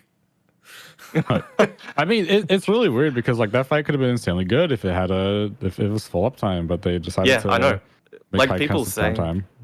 yeah, people say that high concept is basically Hello World, but Hello World is way better because you could move the boss and you could hit the boss. Whereas this one, like imagine doing Hello World where there's no uptime, everyone will just go and stand in their spot, and then you are actually just chilling, waiting for your deformations to go off. It's a very different mechanic when you remove uptime. Yeah, we had that Nope. discussion a little bit last week because I said my favorite ultimate mechanic is the ultimate annihilation. Yeah. Oh yeah, that's my favorite mechanic out of Uwu as well. It's my also favorite- the wall, I think. One the of my favorite execution wall. ultimates, yeah. I think Nidstinian is my winner for like overall phases, but for a single mechanic, Yeah. no, that's ultimate annihilation. And well, it's kind of, and when I think about it, it's more than just annihilation because before annihilation you have uptime and it's a mechanic happening, like the back half of predation is technically its own thing, and then all the way through to annihilation until you get to suppression. That entire sequence is, the boss disappears for a second, each time. That's about it. But either way, job balance, right? Yeah. It's the problem. I mean, fight balance does play into it. Yeah, though. that's what I was just gonna say. It's like the way these fights are designed really just exemplified the job balance issues because the fight length exacerbates a lot of issues with the design. And I think if we had a Titan and a Shiva, we'd probably be having this discussion on a much less urgent basis because we'd probably still be acknowledging a lot of these problems, but not to the degree that comes with the double 8-minute encounter that we got with such a strict check. Yeah. And double coin flips, I guess. Put it that way. Going back to Sly's question about like what were the signs, like how early could you see this? Another thing is, the signs were there even back in Shadowbringers, like bringing into question crit variance. Like when it comes to a fight in Rage, that's a bar that the devs have set for us. But when you go into speedrunning, you set your own bar. Like you're effectively setting your own in Rage of like whatever the fastest kill time is. that's your enrage. And when you start playing to that level, that's where the same problems, even back in Shadowbringers, started to come into play of, oh, it's just down to crit fishing now. And that's kind of how it is now. Yeah. But it's it hits everyone when a DPS check is hard. But if it's so what they did with P8S is it was hard for the highest level players, but they nerfed it. So now it's just that goes down, like that's now the problem of the people that were 3% behind on their level of execution. So now they're dealing with, oh, we're playing as well as we can, which sure it might not be perfectly optimal, but they're doing what they can. But now it's just, oh, sometimes we clear, sometimes we don't. It's just based on RNG. Yeah, I feel like at least with speed killing, you knew what you signed up for. Like you understood everything when Yeah, you came. yeah, You you understood did. you signed up for crit variants. Now nobody's signing up for it. They're just being put Yeah. in that position. But it also did reveal that the direction that the game was going on. Like I've even back in Shadowbringers, Momo knows this. I've been very outspoken against high potency abilities and just technical how step powerful and crit is. Shadowbringers, as Dancer. Yeah, because it's just silly how much damage you can get if you're lucky on a high potency ability. Yeah, if you're lucky. That's nothing like going from a 40k technical step to a 120k technical step. And how many times you roll that dice per fight is depressing. Yep. Kyosho on Ninja, that's a nice dice roll right there. Yep. Oh man, Doesn't make any- on like DPS jobs, if you're on White Mage and you don't crit your misery, oh. Yeah, I mean, it helps that it's DPS neutral now technically, but yeah, I mean, even then, it's like technically. I mean, if it's technically DPS neutral if you're looking at potency, but if you happen to get lucky on it, it's actually During positive. twos, yeah. During yeah, twos, but I that mean, you huge could. I mean, you can make the argument though that you crit one glare. I mean, if you crit 1 out of 4 of your glares, it's still more potency than non-crit misery. That's like Okay. it's. Doesn't that make it's the just problem like- worse?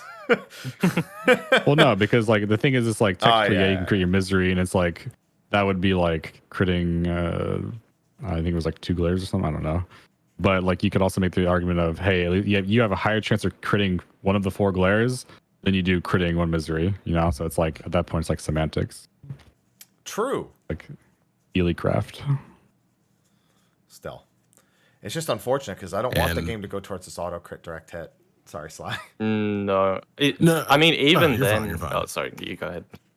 No, you go ahead. You go ahead. You're fine. Okay. Well. Okay. All right. Even if you remove crits, there's still a base 5% damage variance. So it's the same thing. It's just squashed. Like everything is relative. Like even if you've flattened potencies and all that, you've still got the same issues. It's just where the devs need to set their enrage is just like a smaller band of variance. Like as long as it's not within that, it's not just down to straight RNG.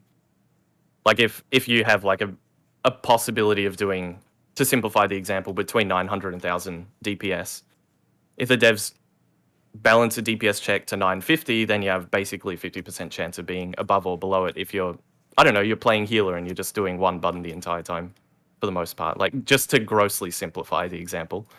I don't know where I was going with that. Take it away. But I think where you were gonna go is the difference is then now if you have to bounce between 9,000 and because when the numbers get bigger and the variance is also bigger, then it creates a bigger problem because it's not the 5%, and you know that might be what the base damage is, but now you could do 8,500 or 10,000. You know, with your crit variance, and where do they fall in that? Do they fall at the 9? Do they fall at the 9250? Do they fall closer to the 10? Do they fall closer to the 85? Where it actually ends up, and for every different job is drastically different. Yeah, and I guess where I was actually going with that is, it increases the variance even if you remove everything else. The variance is increased by the existence of everyone buffing at the exact same time versus everyone doing something different sort of consistently throughout the fight, where you kind of level out damage over time. It's less spiky.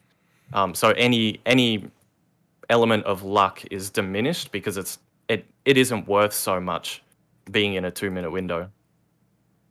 Yeah, and you're not going to make or break a fight on 6s and 12s, for example. Yeah.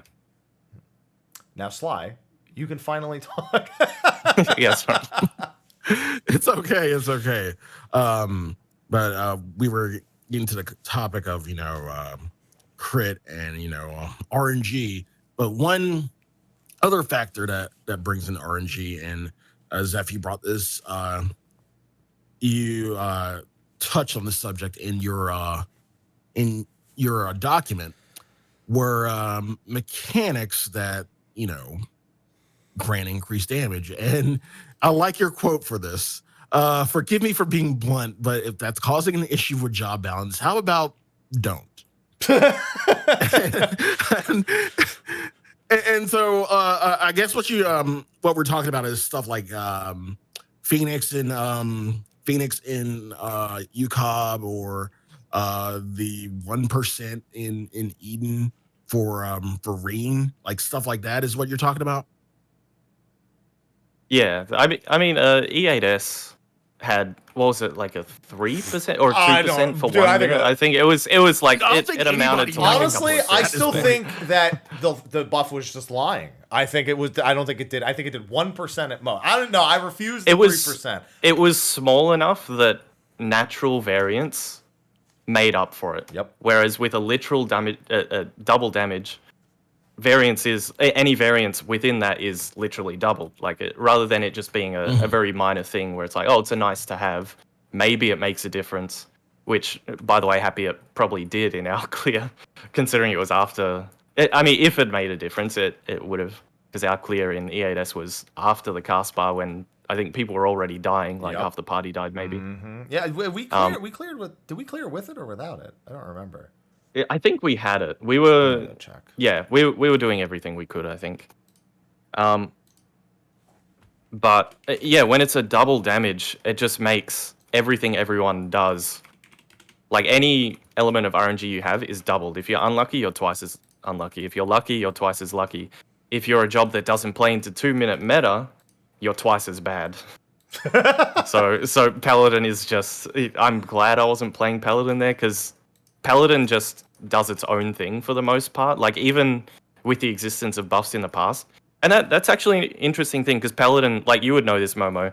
Paladin kind of just, it plays similarly to Black Mage, where you just want to remove as many weak unbuffed GCDs as possible, and so you're spending a lot of time just buffing at random times, like Momo, you did Leviathan. So you would have known about like the random fight or flight timings during downtime, just to get extra value. And chances are there was a buff going up at some point that you would still benefit from. But now, if you try and play Paladin that way, if you're not in sync with 2 minutes, you're not in sync with anything. Yeah. It also doesn't help that, I mean, is Paladin really ever in sync in buffs? The damage. Not really. But I mean, they usually have something they can do. Like you're either doing atonements or you're doing your magic window, because their buff window is so long as well that it's likely to catch something. But if they're just 30 seconds out, they're out completely now, because the 2-minute window is come and gone. Man, you know deep down what's going to happen to Paladin, right? Yeah, it's probably going to be like, I don't know, Requiescat benefits from fight or flight. They both become 2 minutes. You just do magic burst in between. Fucking read my mind like a goddamn book. No, I think fighter. No, that's going to be it. Yeah, there you go. I think it's funny that you bring up the Golden Bahamut buff, because it's basically it's like P8 Part 2 saw that and like, how can we do this in a Savage fight? But they failed to understand the essence of what made the Golden Bahamut buff actually somewhat decent, because the phase was 3 minutes and like 30 seconds long, right? Like you had 2 burst windows, technically 3 back then, since you had 90s as well. So it's like, it was like, okay, you have way more, I guess, variance control with Golden Bahamut just because it's like a longer phase, which is really funny to say, because like if P8 Part 2 was like a 10-minute fight, it actually probably would have been pretty good in terms of balance, right? In terms of like that Phoenix buff at the end, right? But the fact that after the Phoenix buff, you only have like 1 minute and 40 seconds or something worth of uptime, it's like, okay, well, time to jam pack 40% into those last 1 minute and 40 seconds.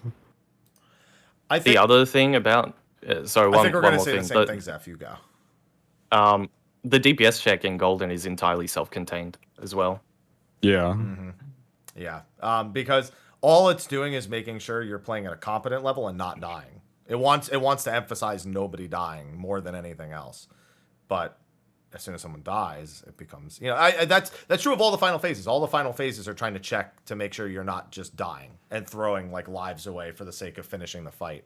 Like Ultima speeds up probably the easiest example is Ultima. I mean, it speeds up the enrage and you're getting a damage reduction. And then T is just, it's working against you. Just the mechanics will probably kill you too. And then Dragon Song, you just on, you're on, it's all self-contained. Any and all of them could have or not have a Phoenix buff, and it wouldn't make a difference because they're all self-contained. Yeah, they would have been balanced for it, and then damage is just relative at that point. Yeah. Whereas this, it's like your job. That's why I had somebody who said they were swapping from Samurai to Monk just because they looked at logs, and I was like, bro, do you know how great it is being Samurai in that Phoenix phase? It specifically, if you're trying to clear P8, to have all those guaranteed crits during this large damage variance phase, you fucking stay on Samurai. You don't need Mantra that bad. Come on now. Samurai is one of those jobs that's like people just have a horrible misrepresentation about because like they just look at our DPS, but it's like just having a Samurai in your party is like the biggest buff you can give to your Astro and Dancer if you have one, even like Ninja too. Yeah, one of those. It's like there's certain jobs in the game that could just value off of that, and it just gives me a headache every time I see people talk about Samurai. Yeah, in like an R DPS manner. Yeah, I mean, if we wanted to bring the forbidden numbers into the discussion, it also comes from an entire expansion of people playing around R DPS and not, like R DPS is sort of your self-contained stuff, or it's like what value you're getting from buffs, but it does, especially on Machinist, it encourages a way where on Machinist, if you just dump your gauge wherever you want, you're going to do the same potency per second as someone that is holding it for raid buffs. And so it encourages, in that circumstance, imperfect play, because it doesn't reward you for doing it right, whereas ADPS is the damage that you actually care about optimizing in order to kill the boss.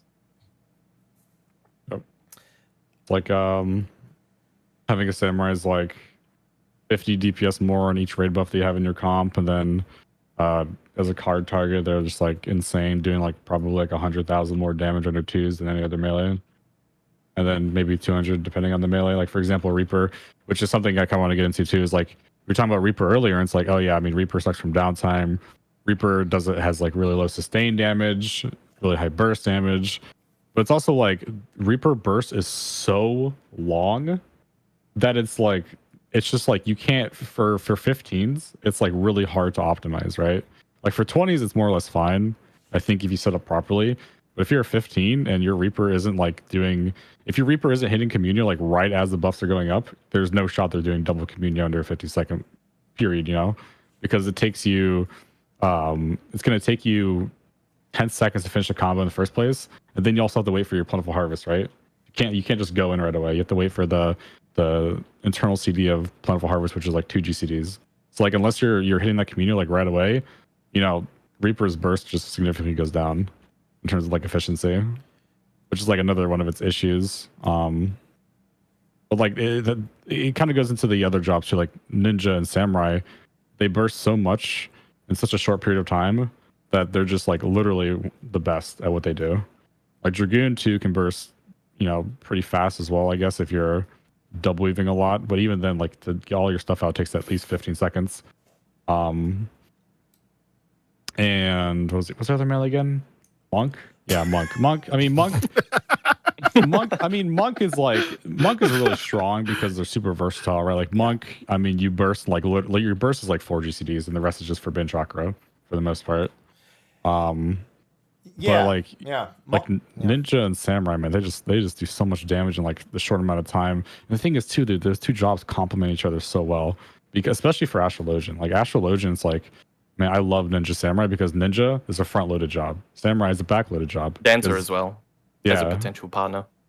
Yeah, like I'm just talking about like cards in general. Like as Astrologian, the two pair very well together, and it's almost like they're made for one another, right? Because like I can card a Ninja first, it's gonna catch the first 7-8 seconds of their burst, which is like their main damage pool, right? Like they do the most damage in the first 8 seconds of their burst. Whereas like Samurai is more like, oh, they burst at the very end, right? They do their their Madari and Ogi back to back at the very end of their burst, and it's like, okay, well, they complement each other because that means I have perfect card setup. Whereas like some jobs like Ninja and Monk, for example, don't complement each other because they're both front loaded. They both do damage right away in their burst instead of at the very end. So it's like, well, it depends. And then you look at Reaper, and it's like, where does Reaper fit in this? You know, where's That's Reaper? actually really interesting because it's kind of like a meta within the 2-minute meta. Because like you have jobs that fall out of 2 minutes entirely, but now you're talking about within that 15 to 20 second window, you then have jobs that are spiking within that window at different parts where Astro can capitalize on that. Yep. Yeah, I mean, not just Astro. Like I think any single target job, like Dragoon, Devilment, things like that. I mean, it's also interesting because Embolden used to offer diminishing returns the later you tried to burst under it. So you really wanted to try and get your highest burst in those first 4 to 8 seconds to get the most value. But now it's kind of just like, oh, I'll press my buttons wherever. Like I'm getting full value either way. Or like with Trick Attack being 10 seconds only, this is going way back, but when Trick was only 10 seconds, even with other raid buff alignment, you really wanted to make sure you capitalized on the first 10 seconds at least. Mm-hmm. Yeah. Regarding Monk, whether or not it's front or back loaded is actually a little... That can even be varied for Monk. Because it changes over time, doesn't it? Because well, the loop, it depends on where in the loop you are. Yeah, because your first loop, if you're doing a traditional opener and not like a speed opener, your fourth GCD is when you'll start prepping a PB. Because your PB, the first 3 GCDs of a PB are just regular GCDs. They're just doing them in any order. And it's only that fourth GCD out of every PB that is a spike, which will be, it'll either be Elixir Field, Rising Phoenix, or depending on your opener, it could even be, the Phantom Rush. I was speaking. Yeah, I was speaking more from a speed perspective because most monks do optimal drift, which is like generally pretty early front loaded burst. But yeah, I mean, you do have the option to change if you want, and you may even want to depending on your comp. There might be like niche situations. I don't know. Yeah, because like even like your 1 minute on a monk, you catch your last GCD in Riddle of Fire is your hardest hitting GCD for the traditional. If you're not doing like a drifted or you have to adjust. But man, what I love about monk is that if you have a weird downtime that throws you off your cycle, you just fix it when you get to your buff window, and it's the fucking greatest thing. Like if I like lose downtime and I have to clip a Twin Snakes earlier just to make sure it doesn't fall off before I get to Twin Snakes again, but my burst is coming up, I know to just hit Demolish and then just go into... I don't wait till the end of Riddle of Fire anymore. I take that opportunity where Twin Snakes and Demolish both just hit their max duration. I do 1 GCD to set it up, and then I run a Bootshine Dragon Kick chain into whatever, and then I'll catch another Demolish at the end of the burst instead of catching the Demolish in the middle of the burst. It's fucking love the way Monk is. It's actually I'm kind of glad we're talking about Monk because it kind of goes into the balance of the job. But it's like, why is Monk so strong? And it doesn't make sense because it's almost it's literally the dancer of melees, where a dancer is not only the most flexible range, not only does the most damage, and not only has the best utility. It's the exact same for Monk. Monk has the best utility out of all the melee, 100%. Has the best defensives and the best bloodbath windows out of all the melees. And it has the most flexibility. And on top of that, it does honestly probably debatably the most damage, right? And depending on the situation. But the fact that you have all those things going for it, and you look at other jobs like, Reaper does low damage, has low flexibility. Its utility is kind of meh, like Arcane Crest kind of sucks, and I'm saying that as a healer. You look at Dragoon, who has no utility whatsoever. All you have is, no defensive utility whatsoever. All you have is damage. And then even your own burst can be kind of pretty inflexible depending on what's going on. I don't think they actually made any fights this tier of Screw Dragoon, but like in the past, you had like Eden's Verse, like the center line preventing you from jumping, things like that. Those can be like a consideration. And then Ninja's also like really flexible melee who does a lot of damage and also has pretty decent utility. But like you look at Monk and it's like, based on the design philosophy, Monk shouldn't be doing as much damage as it does. Monk should be the weakest of all of them, or it should be closer. Probably to the among the bottom. Yeah, like around where Reaper is now. Yeah. Yeah, but instead it's like one of the best. Yeah. Yeah. So the devs would then ask, would you play it? Would you put in the effort to play monk, being generally more difficult if you didn't get rewarded for it? Mhm. But then, I think that brings in the whole conversation around, like, does machinist deserve to be as strong as black mage when it's far simpler to play? And I think, personally, I think the solution is trying to design around easy to play, hard to master, where you balance everything on an easy to play level, sort of similar with each other. But the more weird things you can do in a job rotation, you sort of, it's basically a skill ceiling thing. Like, you can get more out of it if you put in more. So I don't know what the numbers were like in Stormblood. Was the TK rotation the only reason why Monk was? I mean, Monk was still not the best, but even TK without rotation. the TK rotation, Monk was pretty valid because I remember I was going through a rough time in my life and I just kind of wanted to play the game and I didn't really care about optimizing much at the time. So I would TK the opener and I would kind of just go back to traditional unless, you know, there was some other really easy opportunity for me to go into a TK reopener. I didn't do the every TK. That was too much. Yeah. Every single But like, TK on cooldown rotation was tight. Oh man. But no, yeah, it was a significant difference between the two. But whether or not you played either didn't really matter. By the time the double TK rotation was like in full swing and it was the #1 recommended thing to do, there was nothing challenging enough to dictate the need for it. So, you know, Uwu didn't really require much, and double TK really became popular going into Final Omega, and there's just nothing that warranted it that made it the make or break for whether or not you should bring the job. It was mantra. Yeah, Honestly, mantra was one of the Yeah. big things, and still to this day is one of the big things that Monk has that doesn't make any sense with how it's balanced against every other job. if you look at the balance of job design, like looking at Monk back then, like you said, it wasn't the end of the world if you didn't do a TK rotation, but the option was there. So if Monk was not entirely viable in general, you could make it viable by trying harder, basically, Yeah. and trying to learn the ins and outs and being able to do that. You want to It's- talk about a disaster? it We'll talk doesn't- about Shadowbringers Monk. If you really want a disaster, we can talk about a Notman Monk instead. Yeah, yeah, Oh, but yeah, you can like with Paladin. If I see someone just kind of rolling their cooldowns, they do a fight or flight opener, they go into Requiscat. It's not a big deal. Like you're gonna lose a little bit, but it's still for the most part performing as expected.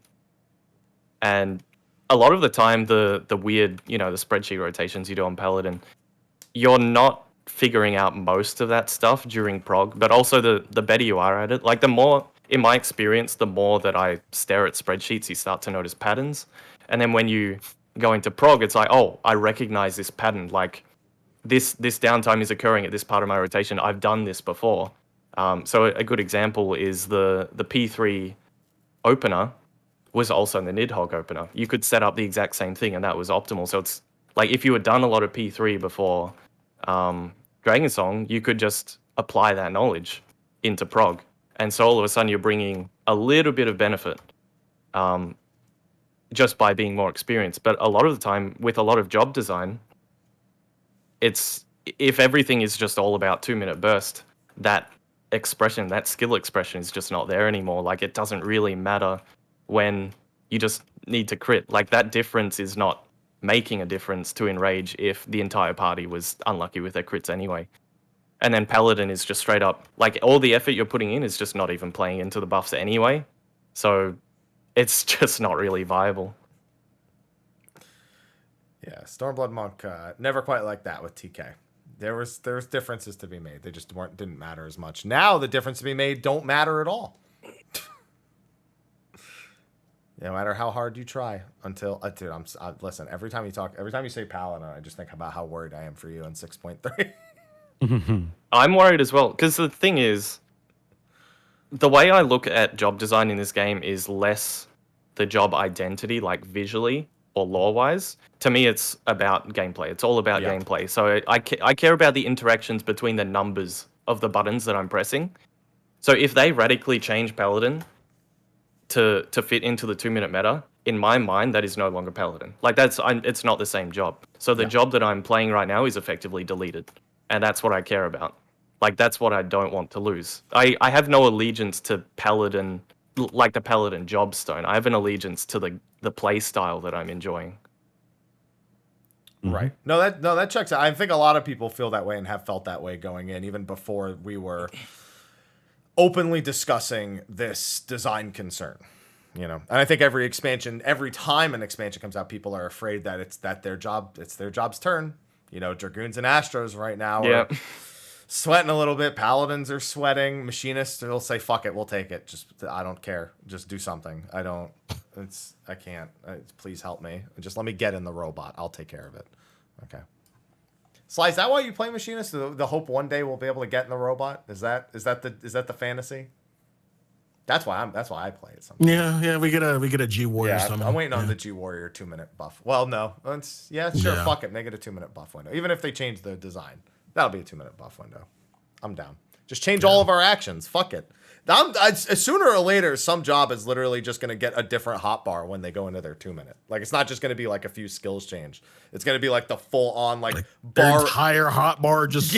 Yeah, you know, like when you take over like Alphino or somebody for like MSQ, it's literally going to be that when you get into the fucking just like window. 5 buttons. That's all you get for that 2 minutes. Yeah, for that 2 minutes. I mean, that's actually kind of interesting because that's sort of how they designed Summoner currently with a transformative rotation. So they wanted to do away with button bloat, so they made it so you're using the same buttons but you're cycling through different phases. But if you play something like that, like if you don't care about the visual design and you're just in the numbers of the buttons, you're kind of just pressing the same button. Yeah.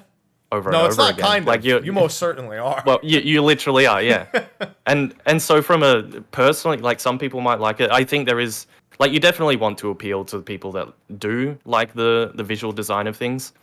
But for me personally, I couldn't care less about that. And so I care about how busy is my thought process in trying to figure out what I need to do next.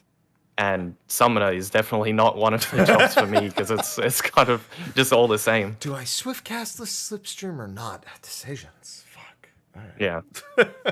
Where does it? I definitely think you definitely need to appeal to both. Like this is an MMO. There's a wide variety of players. You want to cater to all. But like this goes back to Paladin. I think you don't. If you, I mean, this is an MMO that MMOs are very costly to upkeep, so you do want to bring in as many players and as much money as possible. So, like, just from a business standpoint, I recognize that. Even if I don't agree with a lot of decisions, like, I understand, yeah, you need to cater to certain camps in the player base.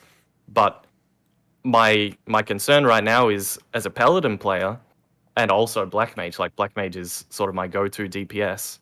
I think Black Mage is safe because it's Yoshi P's job, but with Paladin being looked at for being changed, my concern is that everything is kind of becoming samey. Like, to me, just numbers-wise, all 2-minute jobs are very similar. Like, you get to your 2-minute window, and then you're just pressing buttons. It's kind of the same thought process. Like, you pick up another job, you know when that 2-minute burst is going to be. You just kind of prep for it, you hold your cooldowns, and then you just press it.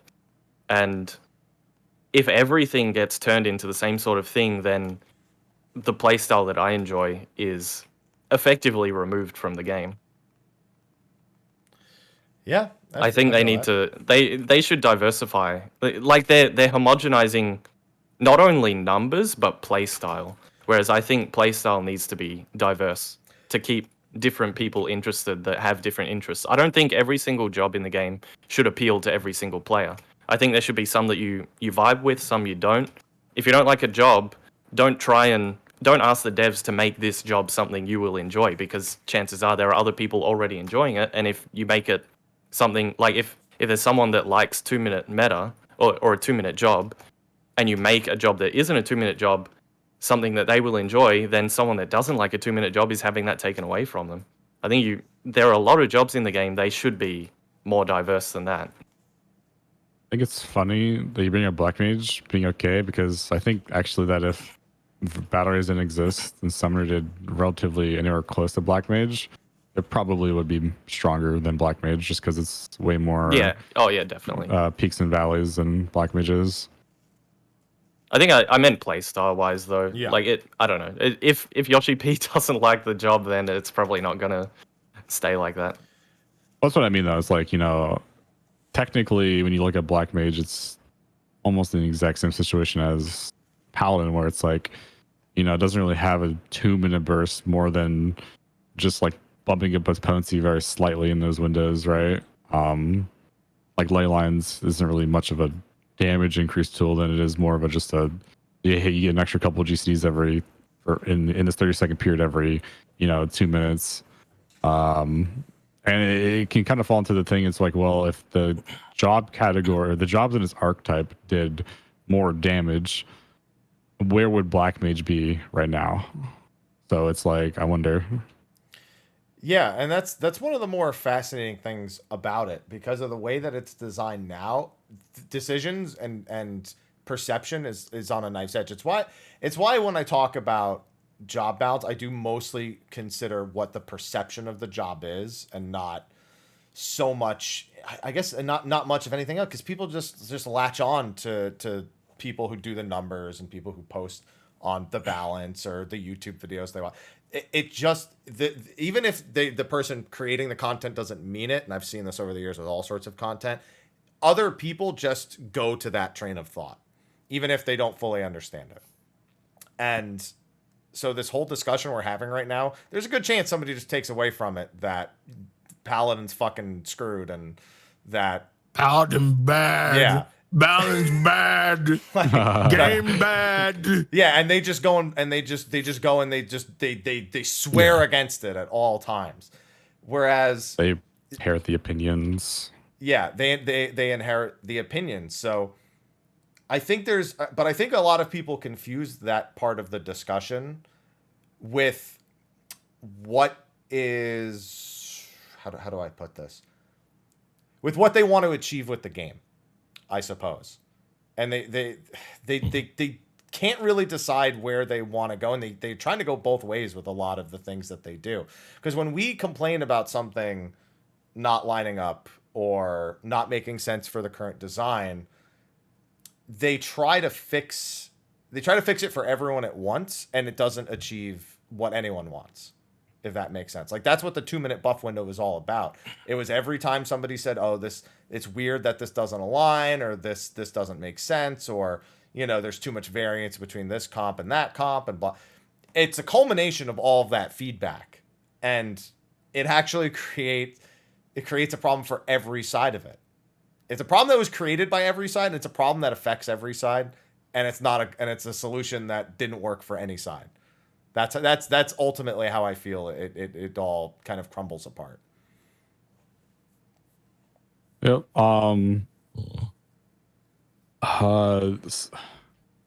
When you trying to figure out how to word this without trying to step on eggshells. When you People look who at fucking balancing suck. Just say it. All right. Just say it. Yeah. So when you look at the balance of the game, it's like theoretically the only thing that really matters is the high-end content when it comes to balancing, because the thing is, high-end content will always kind of like intertwine with casual content, right? Like, for example, dungeons are always going to be accessible no matter what, right? We're not in Heavensward anymore. I'm sure you remember Heavensward. It's like people don't understand how good it is now, right? Like, back in Heavensward, you used to get kicked for being like a paladin because like you were just so bad. You had no damage. You literally couldn't do damage. But what about people kicking Dark Knights because they were too squishy? Yeah, I mean, it happened. It was like, man. we're not in Heavensward anymore. It's like the job balance is pretty good to where like, even if they for some reason either a job is like overtuned in raids, or they buff a job in raids or nerf a job in raids, it's like that doesn't really matter for like 99% of the player base, because the thing is, it's like the content that like it's designed for is really the only thing that matters. Because like dungeons, even Palace of the Dead to an extent, it's like you can kind of just do that on any job you want. Yeah. And the casual player will always just find it fun as long as the job's fun, right? Doesn't matter if it's bad, doesn't matter if it's good. If they like the job aesthetically or playstyle wise, That's all that really matters to them for the most part. I was like, wait a minute, Machinist just loves it. It's made for Palace of the I Dead. love Machinist. I think Machinist is so fun, which is why I think it's really shitty that it's Not good. not good. 'Cause I would play it more if it wasn't, or if it was The good. danger there as well is if Machinist gets reworked, maybe you won't find it fun anymore. If they turn it into, I don't know, Summoner, if you don't like Summoner. If they follow that same, like, transformative style rotation. Yeah, let's be real though. I mean, it's already Summoner, so. Yeah, it's not much different. I mean, if you put Heat Blast on your 1-2-3 when you're in Hypercharge and you put Auto Crossbow on your AoEs, you literally have like Summoner right there. It definitely has a flow to it though. Like I kind of Yeah, like no, I Machinist know as well. Yeah. Yeah. I put out a video. I actually gotta watch. I know Siren watched my Machinist video. I'm sure he wasn't a super big fan because he was probably not pleased with. I tried to imagine what it would be like if they did rework it, but it's based on how they design it now, and it's like I wouldn't do this, but I bet you they would. And Yeah, it's the same for Paladin. Like Yeah. you can kind of imagine where they want to go with it. yeah, like I was like I wouldn't be surprised if they want to keep Hypercharge super fast, but they want to cut out the weaving problem. But instead of addressing the weaving problem, they just make it so you can't use Gauss and Ricochet in Heat Blast, and it's even faster. So it's like 5 pops at like 1 second apart. That sounds like something they would do instead of like trying to give it charges so that if you do have good ping, it still kind of feels the same. But if you don't have good ping, it's not punished as much. You know, same with the wildfire, like the total amount of wildfire timing. It's just, you can imagine where they would go with it versus what I think people imagine the fixes are. Yeah. It's really funny when people also kind of backtracking a little bit.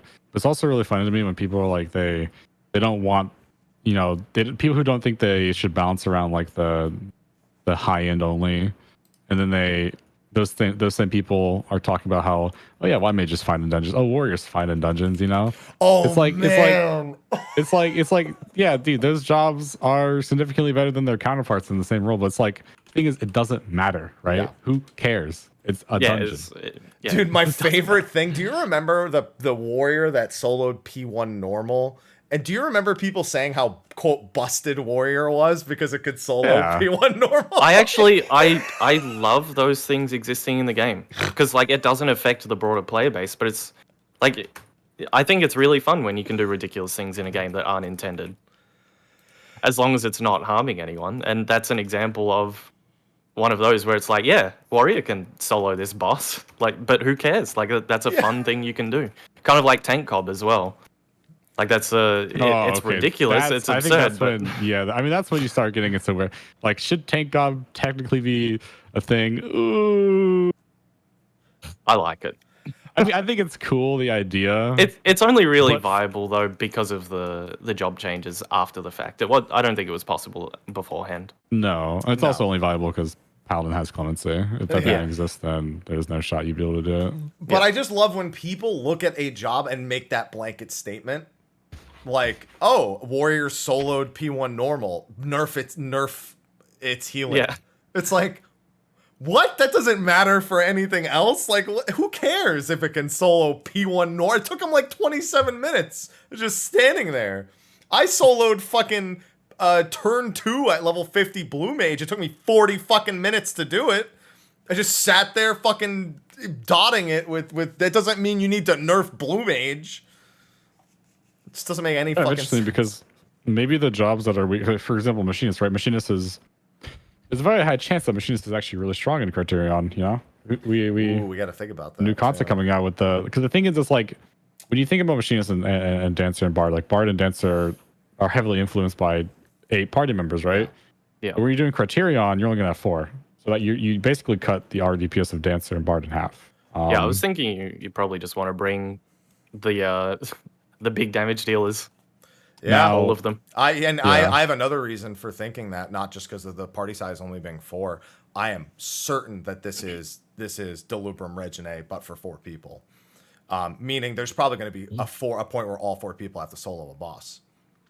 And if I'm thinking about which jobs I want soloing a boss, how I feel about what jobs you bring changes a lot. And machinist machinist could be really strong for kiting, yeah. Like it's definitely has like, sure, it doesn't do the most damage, but you know, it has mobility, which can be nice in like those niche content scenarios, right?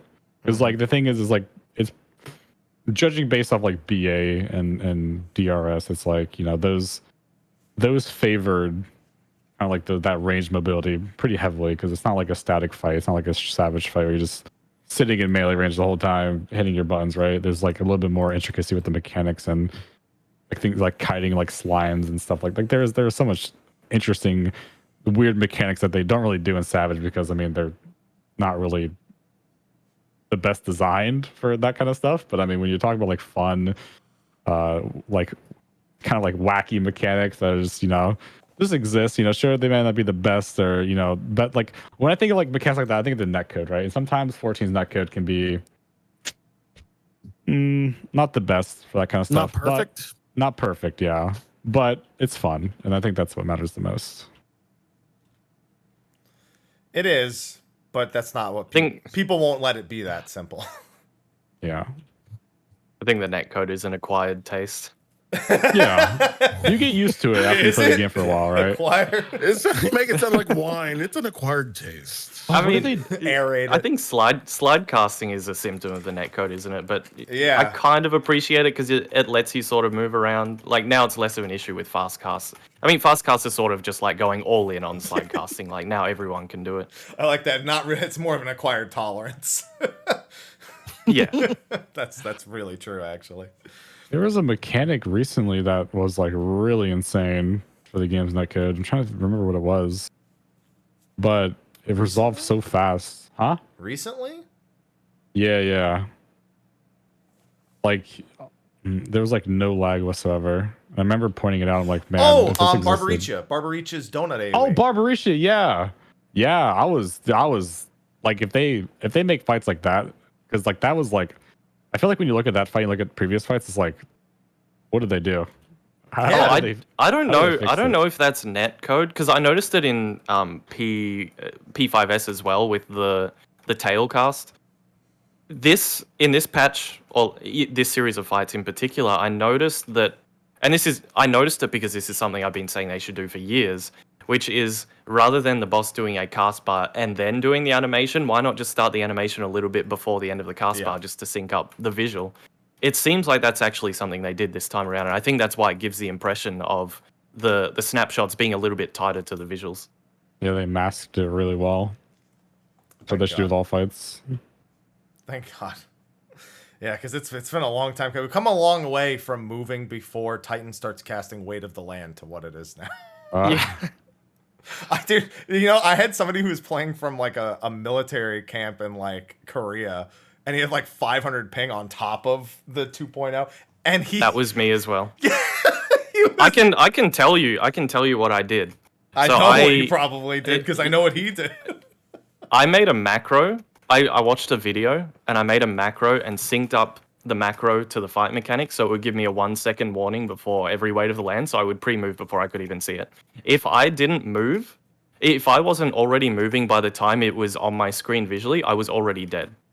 Yeah. You had to move blind to the mechanic. Yeah. Even Yoshi P says that's still the fastest AoE they've ever made in the game. There's never been. Yeah, and then they slowed it down. They slowed it down in Titan Extreme. Yeah. They slowed it down in Titan Extreme and Uwu. Yeah. Uwu was always the slower version. Yeah. But then in Extreme they also slowed it down, even though it used to be the fast one. What a fucking time. What a fucking difference. Dude, do you know Titan Hard Mode does one more tumult every single time he loops, so he can do like 16 in a row? It just fucking really? stops I didn't even know over that. and over and over again. That's yeah. cool, yeah. Only Hard Mode does that. Extreme, he always does 4 in Extreme. I wonder why they didn't add that to Ultima and Real, or not Real, but Well, in Ultimate, he does one Uwu. time. He does it like 10 times straight. I think just during- the phase length is too short. Yeah. Well, you could just increase it over the course of the fight though, because he does it during actual. You can Ultima treat it like an phase, too. Akmorn. Yeah. Oh, yeah. essentially. Yeah. Yeah, that's the only. Aloha, I'm busy. Although I shouldn't be busy for too much longer because holy shit, it's already 2 o'clock.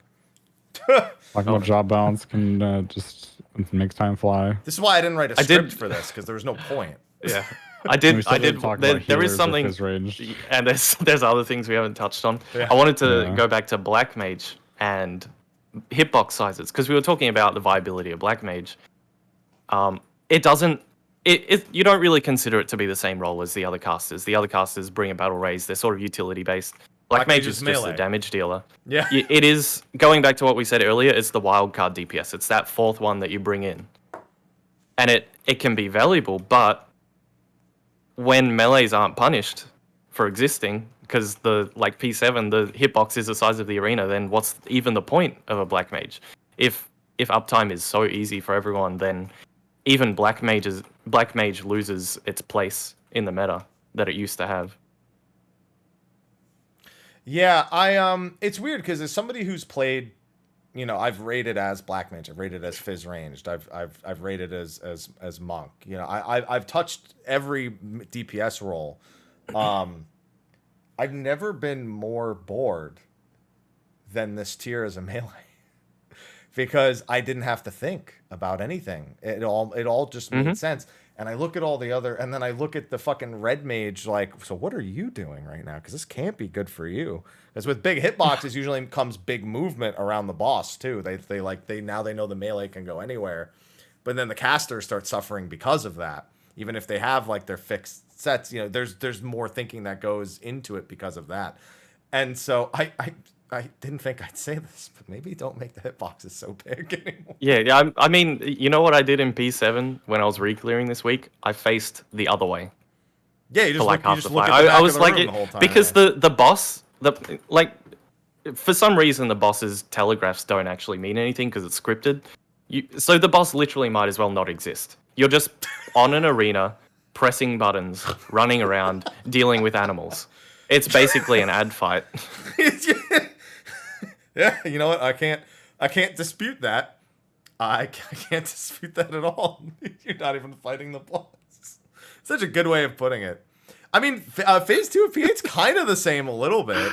You can turn It around. is like you don't really care about the boss's existence. You want to know? You're just doing mechanics. You want to know what I did in P8 phase 2 when we were in week 1? We were just trying to practice and get through it. I didn't go first person, but I zoomed all the way in as close as I could get and just did the whole fight, and it was literally no different than me zooming out because I could still see. Oh, I got the explosion. I just need to look towards the back of the room and see which tower I was. Oh, I have this marker over my head. All right, then I just need to see what the circle AoE is that I need to be stepping in. So I was like, oh wow, this is actually. And if anything, it was easier because as a melee, when you're all the way up close, his fucking hand gets in the way.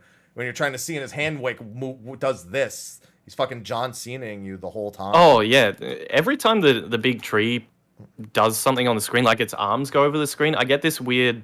It almost feels like vertigo. I feel like I've fallen off the arena because my entire screen has motion on it. Yeah. And I get this weird moment of like when you you're on like one of the front two platforms and you have the two stacks plus the slam down on the back. Yeah. When that arm goes over the arena, because I'm stacking so close to the edge, I keep thinking that I've accidentally walked off the platform because all of a sudden my whole screen has motion on it because the arm is coming across the front. Zeph, that's like, what did I just wishful mess thinking up? because you're so bored you'd rather just die. No, I mean when we get to Enrage, I start jumping over the gap of the triangle in the middle, seeing how big of a gap I can get over without dying. This fucking guy here. If I saw that's like revenge jumping in DSR. I'm like, don't, Yeah. just stop doing it. Like then that sort of brings up the question. Like I feel like the devs, when it comes to fight design, they're going all in on puzzle mechanics and like all execution, and it's not about your job anymore. It's just the fight. And so what job you bring doesn't really matter anymore. And personally, I disagree with that direction of design because just subjectively, I find it boring. That's fair. I think it has ups and downs because I think I would argue P8S phase 1 is very much not about the job you're bringing, but it's also done in such a way that it's I don't know. It just comes together really well. It's a good example. And I think P5 is also a solid example of like just designing the boss around the boss and it just being okay.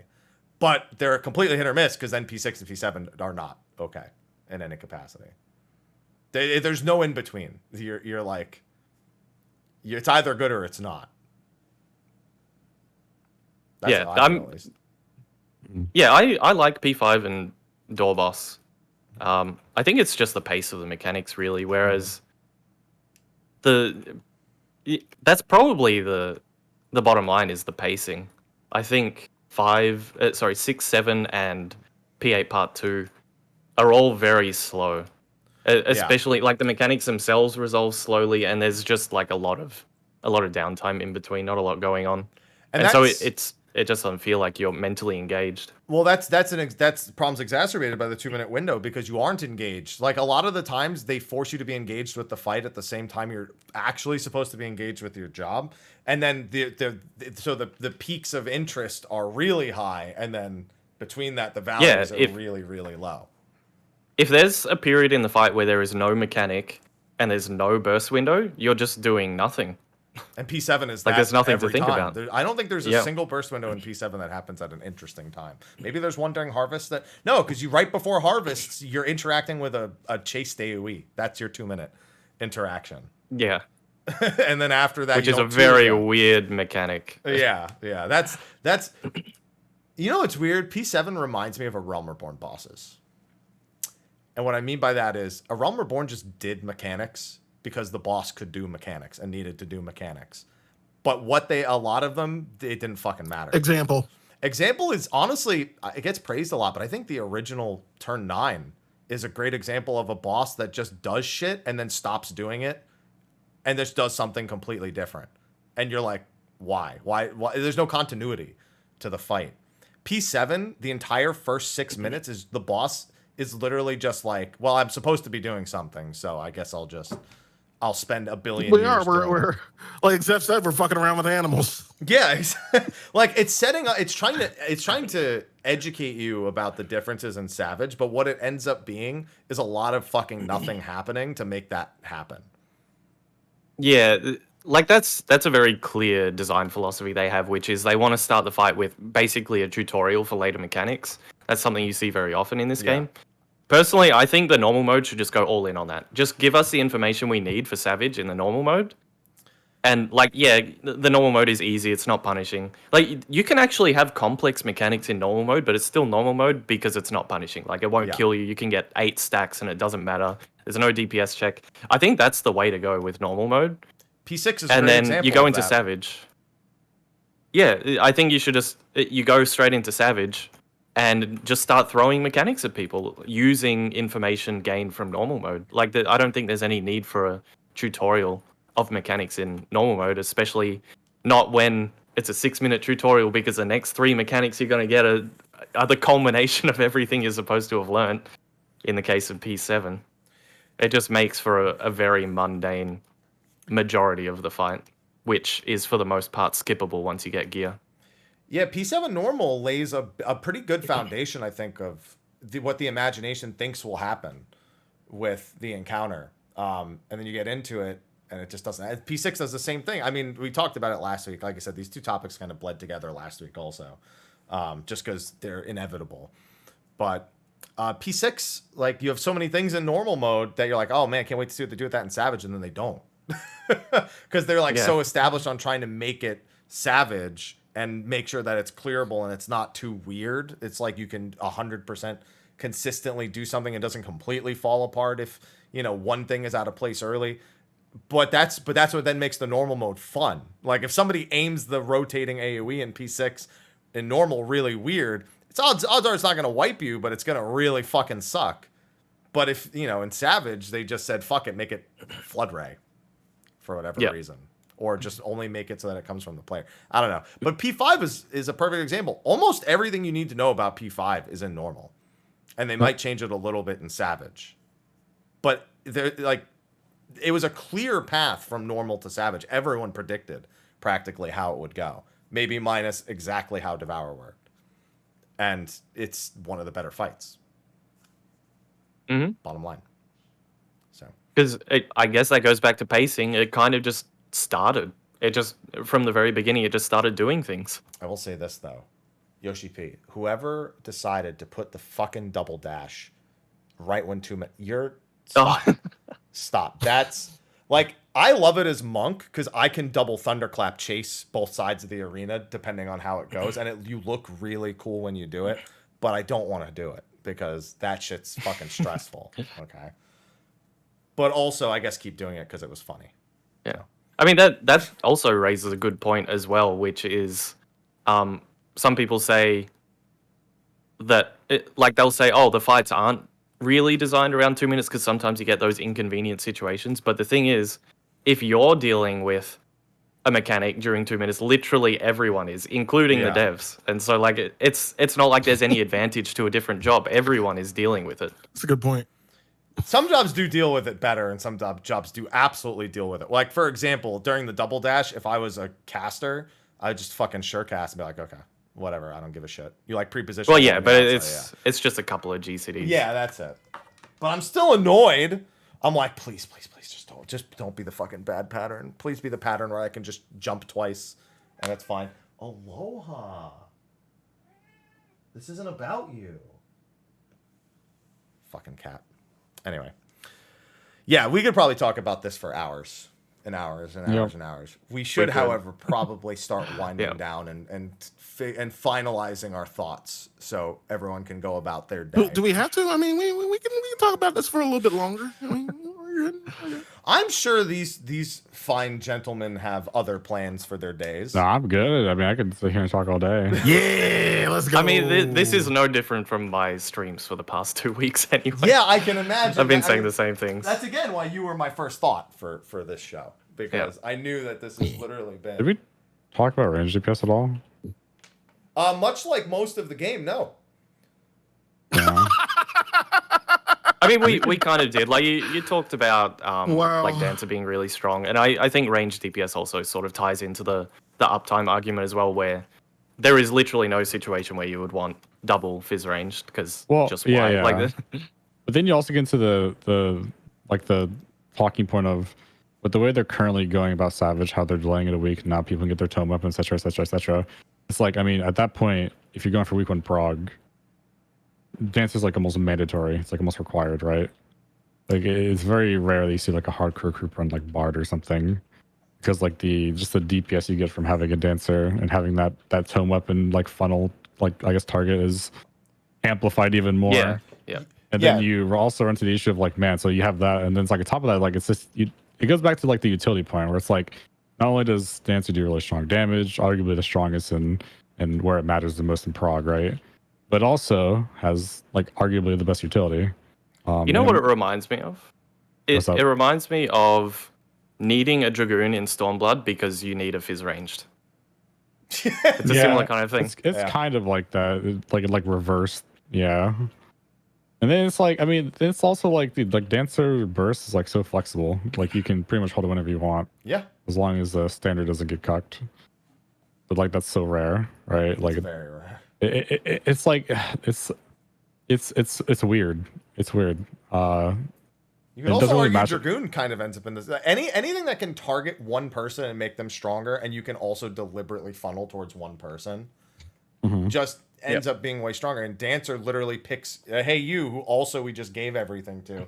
I'm also going to make you 5% stronger and also give you more direct crits. And they just buff the game. Aloha, you're too wild right now. Yeah, I mean, it goes for any. It could, like, Ashe is the same. Like, Ashe technically gets like a tiny buff as well. But it's like you look at these factors and it's like, okay, well, sure, in a funnel, fizz range may be fine. Like Dancer, Bard, they're pretty close in damage at best in slot. Machinist a little bit behind, but it's a selfish DPS. So because the Machinist is a selfish DPS, there's no way that its ceiling will ever be anywhere near Dancer and Bards. But as you go down the totem pole, Machinist gets better and better because it's a static job. But damage doesn't go down depending on the group. The only thing that affects Machinist damage is kill time. That affects everybody, right? But in terms of group performance, Machinist, it's static. It stays the same. It's consistent, which is nice to have. But also, it's like I really wish they would just add utility, like literally just give it 2 mitigation buttons or something. Give it like a palisade, and then give it like a reprisal-esque or dismantle. Old dismantle. That's exactly what I said in my video. Give it dismantle and give it dismantle. Or I even said, dude, even if it had the PvP bishop turret, the pulsing, like a pulsing stackable shield, or something like that. Yeah, I'd be down for that. Get rid of improv from Dancer. Give it to Machinist. Like give Machinist, like make Machinist the mitigative ranged. Give it the advantage of, hey, sure, you're technically in a funnel always going to be the worst fizz range. Because I mean, unless they change the design philosophy around it drastically, it is always going to be the worst. There's nothing they can do about it. So the way to circumvent that is just to give it some defensive utility that makes it, make up for that weakness. Because at that point, you could also argue that, imagine bringing a machinist in a DSR at that point, right? If it had that utility, like you 100% almost probably would. What if they re-added hypercharge Volm to the Queen attacks? At this point, I think they have to give them one offensive, one defensive. Yeah, I don't think they can just give them a defensive or anything like that. I think you have to, or they have to fully commit to just making it do 10% more damage than it does. But I think to fix the community perception of it, not just the numbers, it needs both of those things. Because even like casual players who again just hear things, they need to hear that like it's good that it's getting all of these things. It just needs to permeate through everything. Like you could go all in on like defensive utility, but then it's sort of in the same boat as Paladin, where it's like damage wise not viable, and the utility doesn't really matter outside of very certain scenarios, and so it's kind of just the same. There's also like a fallacy with Dancer and Machinist, because like people like to look at percentiles on FF logs and go down, but it's like the thing is, a Dancer who's doing really good, it's much harder to look at that statistic, because the thing is, it's assuming like the average skill of the player, right? The thing is, if you have like the rank 1 Dancer in a party that's gray, you're still going to do more damage than the rank 1 Machinist. Yeah. Like that's just how it works, right? So like people kind of get like the false idea of like, they look at like the statistics page on FF logs and they go down the percentiles and it's like, oh, Machinist is beating Dancer at this level, which is true for like average skill player. But when you're talking about like a good player in a bad party, I think that's what you should be looking at, rather than like that kind of like totem pole effect, because that's what's going to show more. And the fact that like a 99 percentile Dancer who's actually playing the job right still does more damage than like the rank 1 Machinist in a really bad group is pretty telling, to put it mildly. Yeah. And also, Machinist fills the same role as Dancer Bard, whereas unlike with casters where Black Mage is more like a wild card that you might bring, you're not going to bring Machinist as that role. It just doesn't do enough damage. So if you want a Machinist, you are taking away the raid buffs that the other ones bring. Like you're not bringing them in addition. It might, like, I think that's where people get confused. Like, yeah, numbers wise, personally, they might show as not doing as badly, but for the party as a whole, you've taken away, you've taken away a Dancer or a Bard that is buffing the entire party just for Machinist personal damage. So not only is everyone doing less, but the Machinists themselves is playing into fewer raid buffs, because you don't have the other fizz range there. I wonder, because you have to imagine the dev team is somewhat aware of how that 4th DPS spot is kind of utilized or viewed. Do you have something to say? That's what I thought. Oh, Sly just disappeared. Hurricane. I thought he was looking kind of still there for a second. Now it's just Momo's Discord picture in this place. Yeah, I was like, there's 2 of me. There's 2 of you. There you go. Very tiny picture. Jutsu. Where was I going with that? Oh, good. He's finally fucking leaving. Threw me off. Because if they internally look at that 4th spot and think a Machinist should be competitive with it, then the way it's designed now doesn't make any sense. But if they also think that it can't be competitive in that spot, then it also doesn't make sense. Well, I mean, it literally can't be competitive, because the thing is, it's like, how do you, like, you have Dancer and Bard, which are like literally 2 of the most impactful raid buff contribution jobs in the game, both at around like 2,000, like 20% of its damage is from the party, right? So it's like, when you look at that statistic and you look at like how, like when I was looking at the gray groups, right, like the green, like 15 to 25 percentile, you would literally have gaps of like 1,000 RDPS, right? So like when and SE has to balance both for the common and highest denominators, and it's like, how do you do that with a selfish job in a category like that? It works for melees, because melees, the gap isn't that big, right? The most I guess RDPS heavy melee is Dragoon with Dragon Sight Litany, and that's like barely over 1,000 if over at all, right? But it's also really weird too because like the thing about Fizz range as a whole is that it's an easy category, right? They're all easy jobs, and that kind of goes into the design philosophy of, hey, we're gonna balance jobs on like two big factors: what they bring and how easy they are to play, right? Like the two biggest factors they base things off of. And it's like we look at melees. I mean, melees overall rotational. I mean, they're fairly in between intermediates. You know, some have high skill caps. Like, I mean, that's subjective. But anyways, like you have melees, which are they have a higher skill ceiling than Fizz range, right? So it kind of works out in their favor too because they can like kind of balance for that damage wise. They can't do that for range. They can't. It's one of those weird situations where it's like. It's kind of the same with Summoner as well. Like Summoner's rotation is so easy that like even if it didn't have a battle raise, SC probably wouldn't make it do a lot of damage.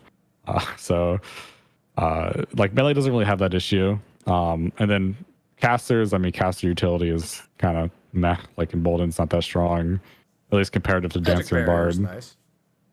I'm talking about like Embolden and Siren. Oh like, yeah, they don't really bring as much as like 3% for 30 seconds, and Embolden, yeah, they don't have a whole lot. Yeah, it's like 500-600 R DPS, I think, maybe 800 on the high end, but it's not very much is the point, right? So the fact that you have these like if they really wanted to, I think the best way to do it is either to give machinists a raid buff, or you have to drastically nerf the contribution that Dancer and Bard can bring. Both of which I think I prefer the first one, giving machinists a raid buff, because I think that part of what makes Bard and Dancer interesting is the fact that they have such heavy emphasis on, your party, right? How good it is. Yeah, I think the raid buff is the way forward, because if you look at how they're designing with like difficulty correlating to amount of damage, if you wanted Machinist to fit the Black Mage role, it would need to just do a bunch of damage to be able to be viable there. But if you wanted to justify that, I think we can all agree Machinist shouldn't do as much damage as Black Mage, because then why bring Black Mage? Then Machinist is an easy job, it would be free.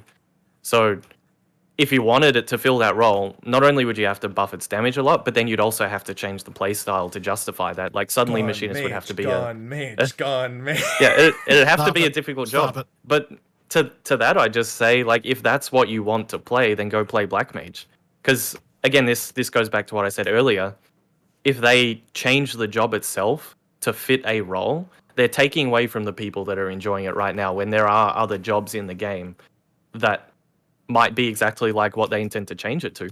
So I think Machinist as it is, just you could fit it into the meta by giving them a raid buff, an offensive raid buff, without changing the rotation. Like, for example, what I said before, you just make the Queen autos do the 5% vol that they had on the hypercharge with auto turret in the past.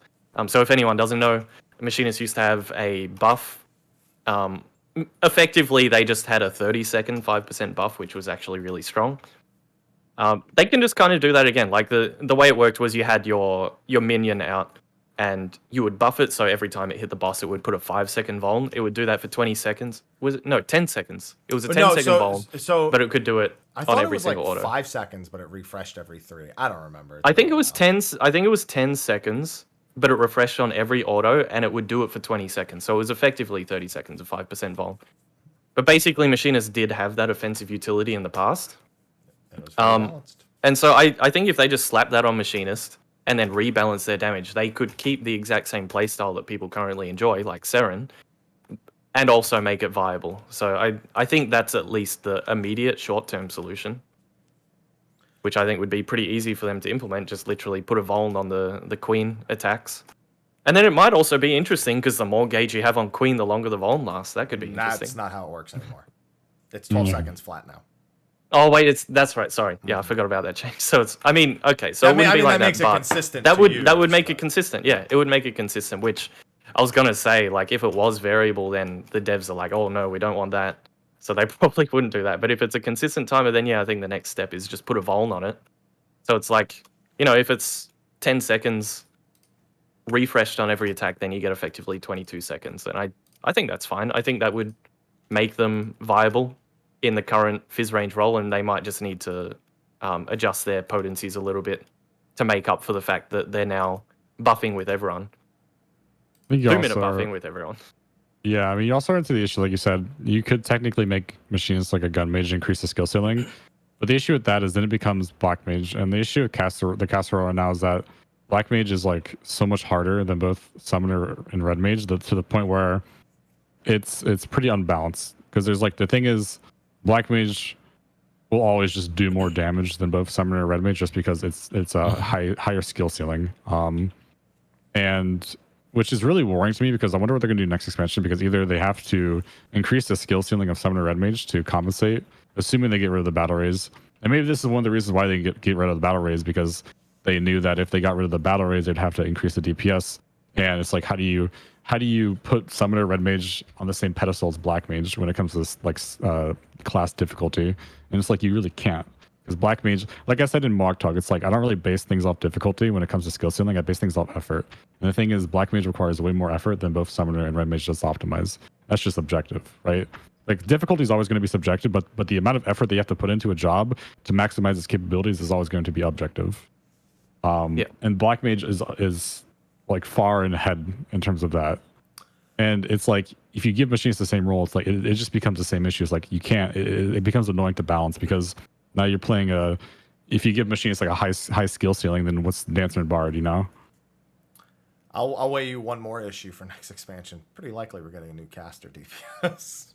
I mean, they should. I think, honestly, I think it's a good idea, because the thing is, historically, every time they end on an even number, like healers, It's most tanks, balanced, yeah. it's the most balanced, yeah. And then they could come with like an archetype of, if they do another Fizz ranged or caster, you could make another selfish one. And now you have competition, right?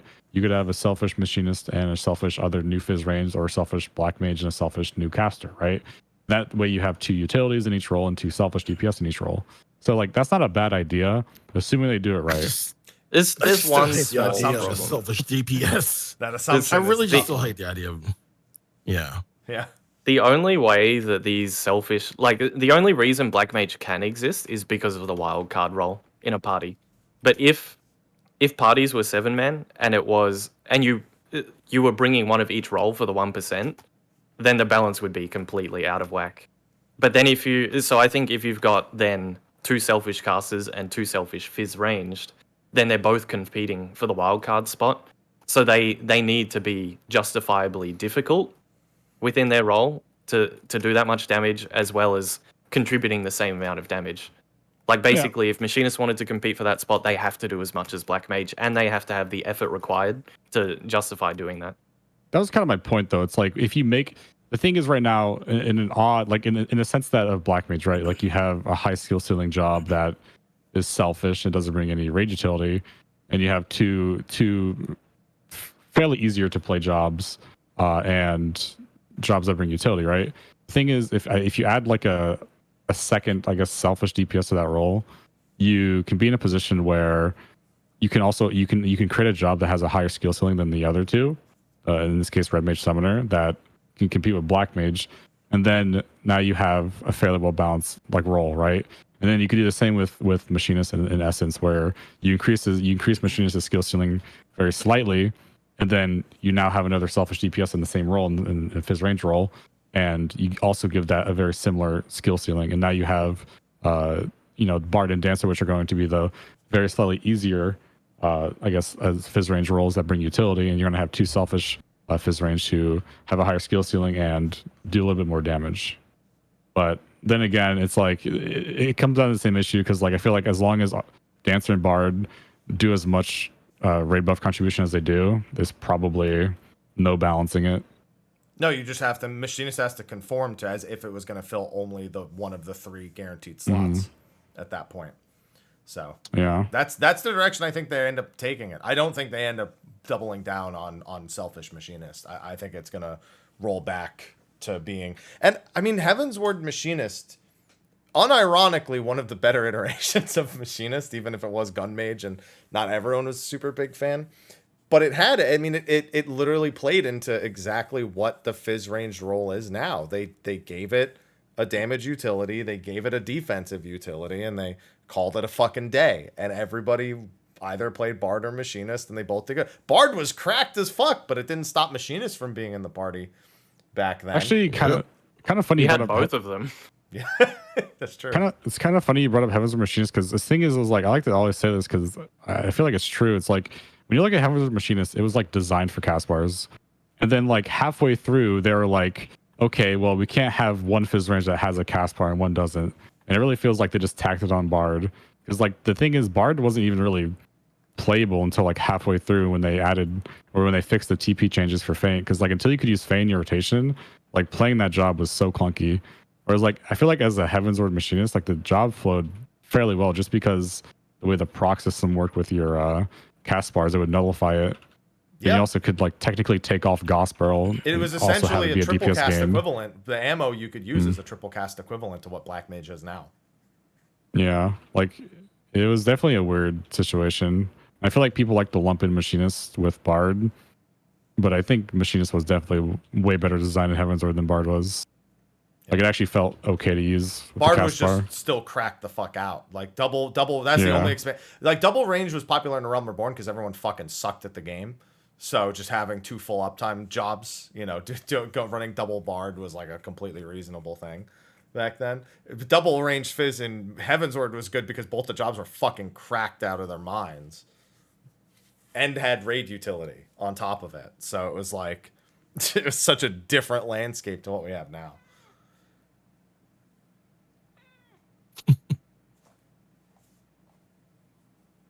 And then you have healers who just exist right now. Hey, I like playing Sage. Yeah, I mean, Sage is in a really weird spot because it's like comparatively to Scholar, it's like 10% behind in the ceiling, which is like kind of crazy to think about. It also has 45 seconds. I still don't know why it's called this 45 seconds. Phlegma. Which one? Oh, Phlegma. Yeah, but it's like, I mean, here's the thing though. It's like, even though Sage is so far behind Scholar, it's like the healing capabilities of Sage is like so much bigger. To where it's like, man, if Sage even did close to the amount of damage Scholar did, like, how would that even be balanced? Because like the thing is, if you want a Scholar to do good damage, they literally can't heal outside their fairy in recitation every 90 seconds. Like you look at any speed call log, like they're doing like 3k HPS, and you look at any top Sage log, and they're all doing like literally double, if not more. Yeah. Like it's actually insane, like the healer like HPS difference. And it's just because say a Scholar is in a position where it has to deal with energy drain, and it's like, okay, well that's 100% going next expansion. And if they don't, I would be very surprised. Oh yeah, I there's no way there's no way ED stays. I agree. After seeing Sage, you really see how much energy drain doesn't need to be there. Especially if it still gives MP, sure, but it doesn't. So It was different when it gave MP. Now it kind of just exists. Yeah, imagine dissipating for 300 potency and just not having your fairy. Yeah. I actually wouldn't be surprised if Scholar gets a rework next expansion, just because I mean I feel like it has to if they want to get rid of the Aether Flow. I also would like to see them do something else with the Fey Gauge, because the Fey Gauge is... Yeah, I think it's prime. I think it's up there on the prime list of reworks. Yeah, I would like because I feel like the only way they could get rid of ED is by reworking the job. Otherwise, like even though technically you have a 1.5 cast bar, it still would feel pretty bad to just like sit on Aether Flow until you need it, or just dump Lustrates and then use Aether Flow every 60 seconds. Like it kind of works out with Sage because like I guess you don't really need to dump essentially since it's on a 20-second timer, right? So like you get a stack every 20 seconds, whereas like Scholar you get all 3 instantly and you can like just chill in that whole 60-second period and you know whatever. Sage reminds me of like now 20-second Lily White Mage, where if a fight has nothing that I like really need to use lilies on, I'm just like, all right, I guess I'm just gonna fucking press one of them just so. It happened. That was happening to me in P6S today because I had an Astro who was fucking cracked out on their healing optimization. I was like, I just Caracole. What the fuck else am I supposed to use this on? And I'm just sitting at 3 like, fuck it. I'm just going to throw the single target one. I just got to get rid of one. I can't fucking have it anymore. Oh, man. No, we don't need to talk about Physic on Summoner. It's there and we can move on. It's not a balance issue. Yeah. I don't think they balance around Summoner having Physic.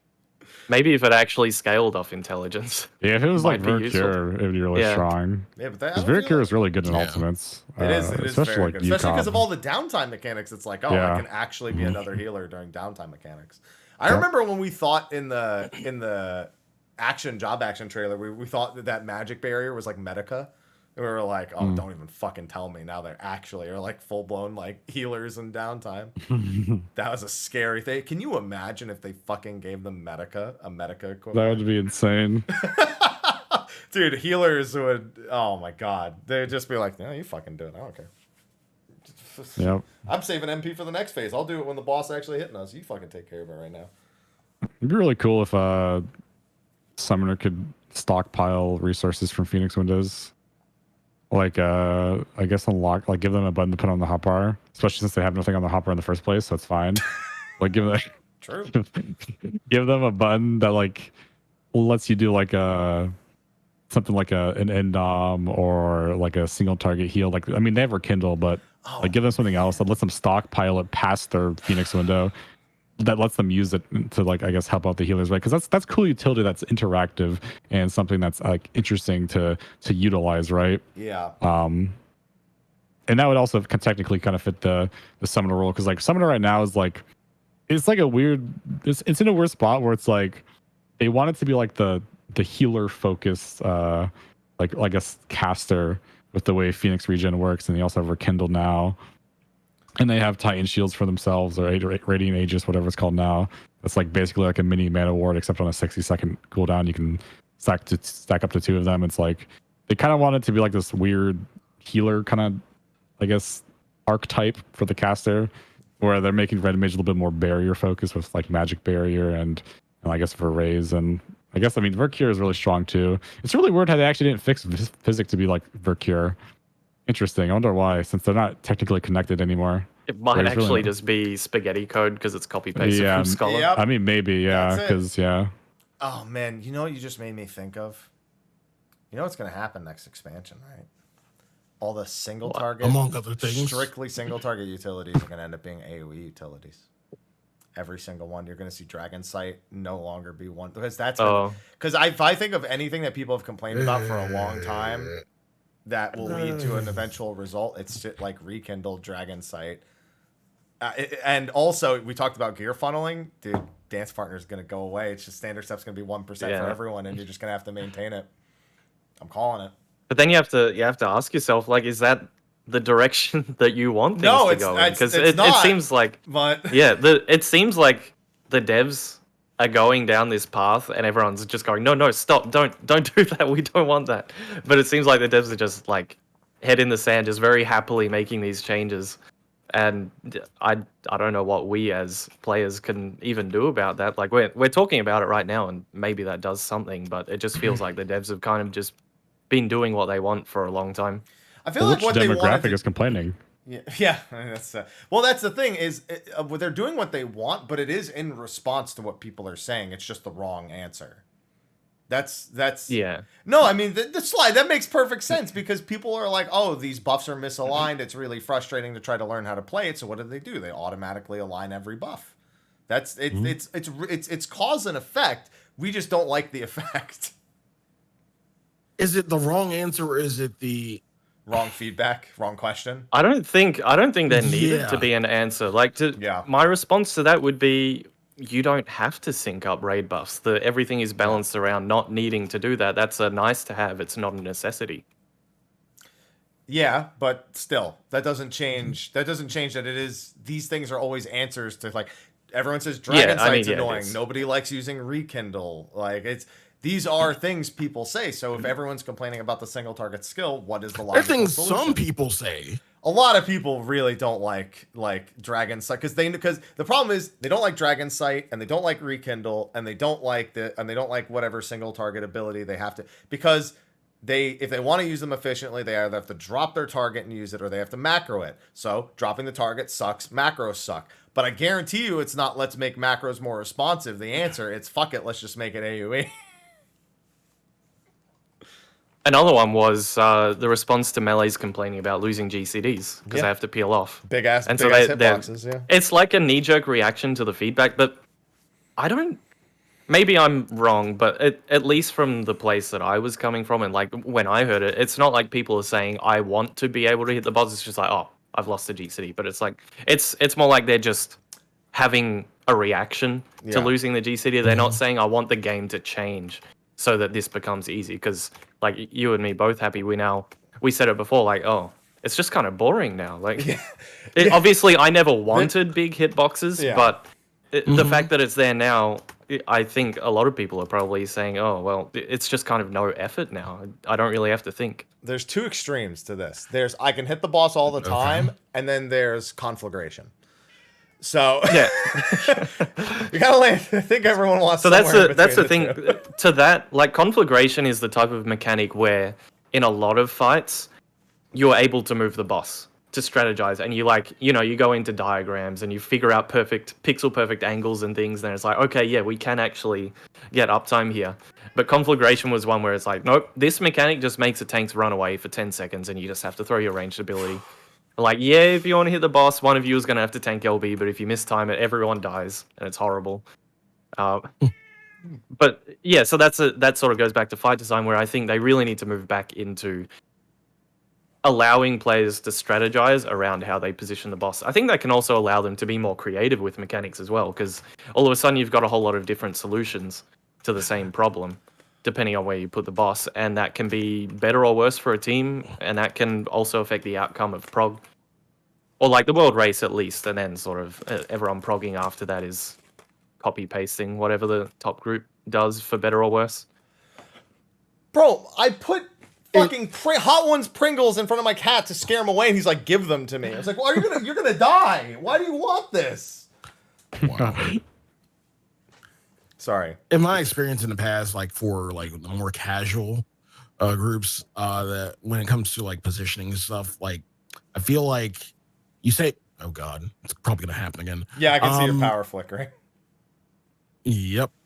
You say that like people would strategize around positioning. I feel like most casual groups, somebody would usually one person would either one or two people would end up suffering. And they would just be like, well, until we figure something else out, I guess we have to do this. So, I think bosses centering. Oh no, you keep going. Sorry. No, go ahead. I was going to say, with bosses centering as well, that's just another response. Like, bosses go middle, bosses have huge hitboxes because of reactions of bad tanking, basically, where the boss is out of position, people can't hit the boss, and so the devs are like, okay, we don't want that to be a thing anymore, we're just going to make the boss move itself. But that also pigeonholes them into how they can design mechanics, where now it's all just geometry puzzles, basically.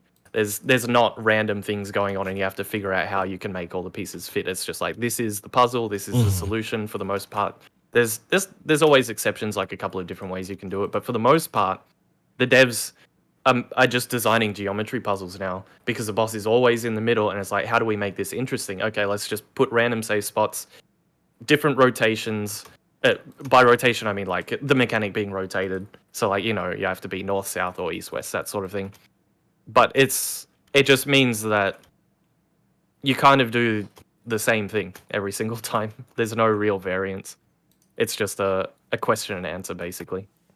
Yeah, is this splits? Is this 4-party? Is this light parties? Is everyone spread? Is it Protean? Is it, clock spots? Is it It's a checklist. You go through each one and you figure out which one it is. I think there's room for both types of design. Like, if you go back to Heavensward and A Realm Reborn, it was a very different type of design. Like you said, Happy, where the mechanics kind of just, it's the same sort of things, but they just keep piling onto the chaos. And I think that's probably more WoW-esque style of design. I could be wrong because I haven't rated high end in WoW. WoW, it depends. Some fights are just like mishmashes of bullshit, but most good fights in WoW have a continuity to them, where something you learn in an earlier phase is still useful to you later. You just then have to do something else on top of that. I think the best example of that is probably Turn 8 to this day. Turn 8 Savage is, I think, still to this day one of the best design fights they've ever made. I think so as well, yeah. It's insane how well that fight is. The only thing that fight didn't have age well is it didn't have a DPS check even back then, because the way Savage was done, it's just the DPS checks were like null and void outside of, I guess technically Turn 5 Savage, because Turn 6 Savage, because people tried to skip the third set of Bs, so they like made a DPS check for themselves in a sense. Yeah, Turn 6 is also a good example, because it's like both the normal and Savage they give you just a couple of mechanics. You know, like you have the bramble patches, you have the thorns, you have the bees, and you might figure out how to solve that one mechanic. It's like, okay, this is easy, but then the devs are like, but can you do it with this? And then they throw another thing at you, and all of a sudden you have to rethink about it, and it just becomes more and more chaotic. So I like that. Yeah. That is very different from design now. I would like to have both. Because I think there are people that like current design, there are people that like old design. I would like for them to move back. It just, you know, have a bit of both.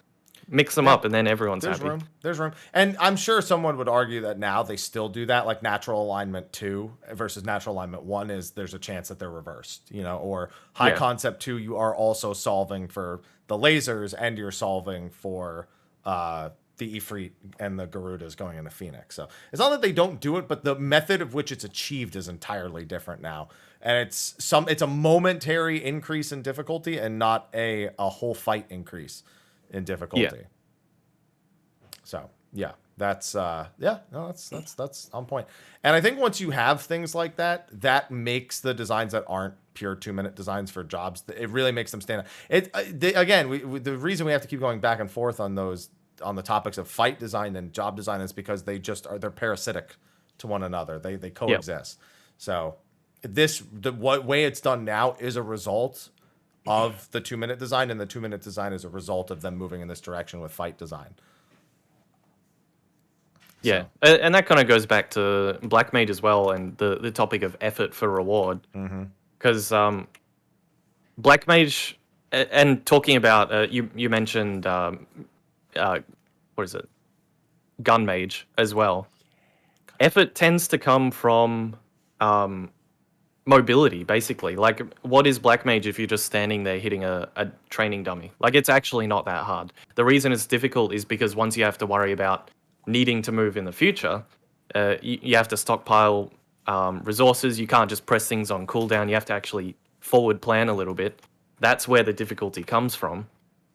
And so if you wanted, like, how do you do that on a fizz ranged if you can just run around freely? You also like stuff like the paradox rotation or whatever it's called with the or transpose. I mean, sorry. Kick rotation too for monk. Fucking kill me. Yeah, you like the transpose thing where it's like, I mean, did SC, bounce for that? And part of me thinks they did because I feel like, I mean, Yoshi-P, I remember Yoshi-P knew about last expansion, so I'm surprised. I think most Black Mages kind of thought they were going to get rid of it this expansion because, I mean, it was pretty obscure tech. It's still, it still exists, so it's kind of interesting. Yeah, it's obscure. I think the reason why they don't really care is because it's obscure and the difference maker it's not really much of one. You know, it's at least something if you're a high level Black Mage to kind of sink your teeth into, maybe, as opposed to the Black Mage was still good even if you didn't do it. Yeah. Yeah, but I guess the thing is, this technically makes the gap even bigger than it already is. So it's like, is that balance? Well, the way I look at it is if they were at the point where the skill balance was an issue, then this is not anything they would even come close to learning in the first place. It's like the last thing you learn when you're trying to like pick up a job, or when you're trying to pick up Black Mage. If you can't do the thing before it, you can't even get to the point where this is a consideration. And doing this while not being good at the rest of the stuff does not make up for it in any capacity.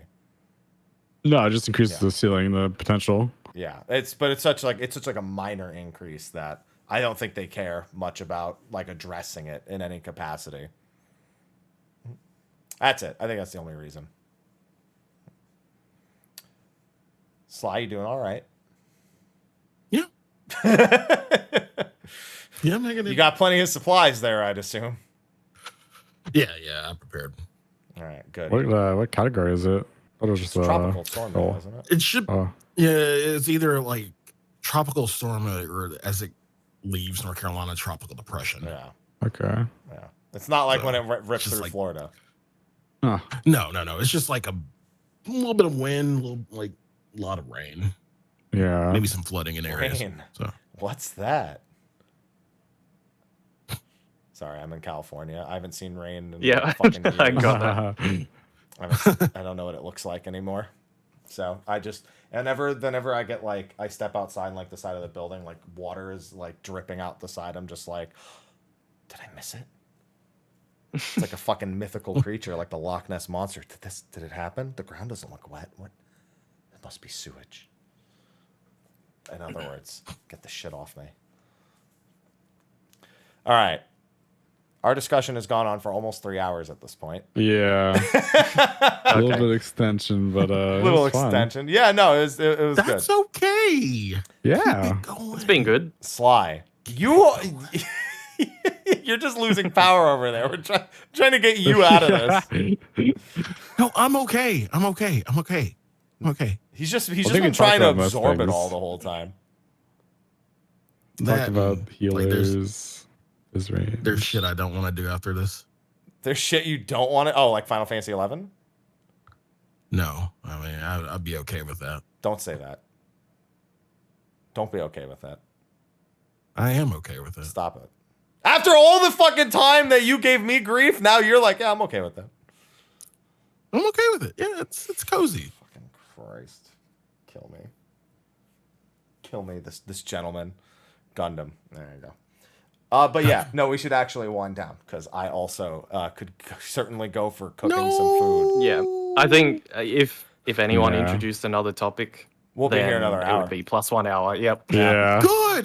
Because I Stop. mean, the thing is, we pretty much talked about all the roles. I think the only thing we didn't really touch upon too much is probably tanks, but even then, talk about some things like Paladin. So Paladin is really the major top because Warrior still kind of gets a pass even like now, like ever since the buffs. I'd say actually the only major topic we didn't touch upon is how they address power, because it used to be that you could buff the like 1, 2, 3 combos of jobs and it would actually be a pretty reasonable thing, and now it's such a non-factor because most of the time you don't even press those buttons during your highest damage variance time in the fight. Yep. So like Warrior, they buffed the path combo and like what upheaval recently or something, and it's like Yeah. that's nice. Well, actually for Warrior it's okay a little bit because that brings Because they already, yeah, yeah because they consider their burst to be strong already. yeah. So then they can bring up that, but for most jobs that doesn't really solve the issue. I think that also goes to show with what they buffed on Paladin. They focused on the things that would be during Yeah, but more that powerful also- windows, yeah. That just forces you into always having Requiscat during raid buffs now. Like the funneling, like the pigeonholing of job design is already happening with the changes they're making to Paladin. Yeah. Like you have the weird things you can do in the rotation, but already it's becoming more. Did you crit your Requiscat under burst? Everything else is starting to just completely pale in comparison. I even on Monk I see that, dude. You fucking Phantom Rush on Monk. It's like 28k. Oh, 110k. It's like fuck Yeah. you. Fuck you. Again, game. that's a thing I brought up in my document, which is just numbers are all relative. I mentioned how 400 potency in Heavenswood was a lot, Yeah. and like when people were hitting 10k numbers for the first time, like I remember critting a death flare for 10k. Maybe this was end of A Realm Reborn, might have been Fester, I can't remember. But basically, like first time you hit that number, it's like, yeah, it feels good. It's like, wow, we're finally hitting these big numbers. But everything else was kind of just trailing behind, like, 7k, 6k. It's not that big of a difference. So, yeah, people can get a dopamine rush when they crit a Hyosho worth 1690 potency, but it feels so bad. It feels so much worse when it doesn't crit. Like I feel like they could squash everything down so it still feels good when you crit your biggest potency, but doesn't feel anywhere near as bad when you don't. Can we just blame direct hit? Yes. We didn't even talk about direct hit. Just to quickly summarize my thoughts, I think direct hit should straight up be crit damage instead. Separate the exponential scaling on crit, Yeah, because it crit rate and buffs crit your damage, rate yeah. and your damage, and just turn direct hit into crit damage instead. Then we have to So get you the have discussion two of linear itemization scaling. because then everyone just still wants crit direct hit, but now they're different stats. That's true, but that's a different there you issue, go. I Just think. down the fucking rabbit hole. We end up going Yeah. for another fucking hour. There it is. And I'm Yeah, sure I was trying to be Momo as quick a about healer. it. I mean, you guys are also on the role that don't innately have it, which is a whole nother topic as well. The idea of tanks and Yeah. healers being able to use it even though they don't have it on gear, Yeah. yeah. which is arguably something they should address again as well. But I think your remaining options are not the most exciting either.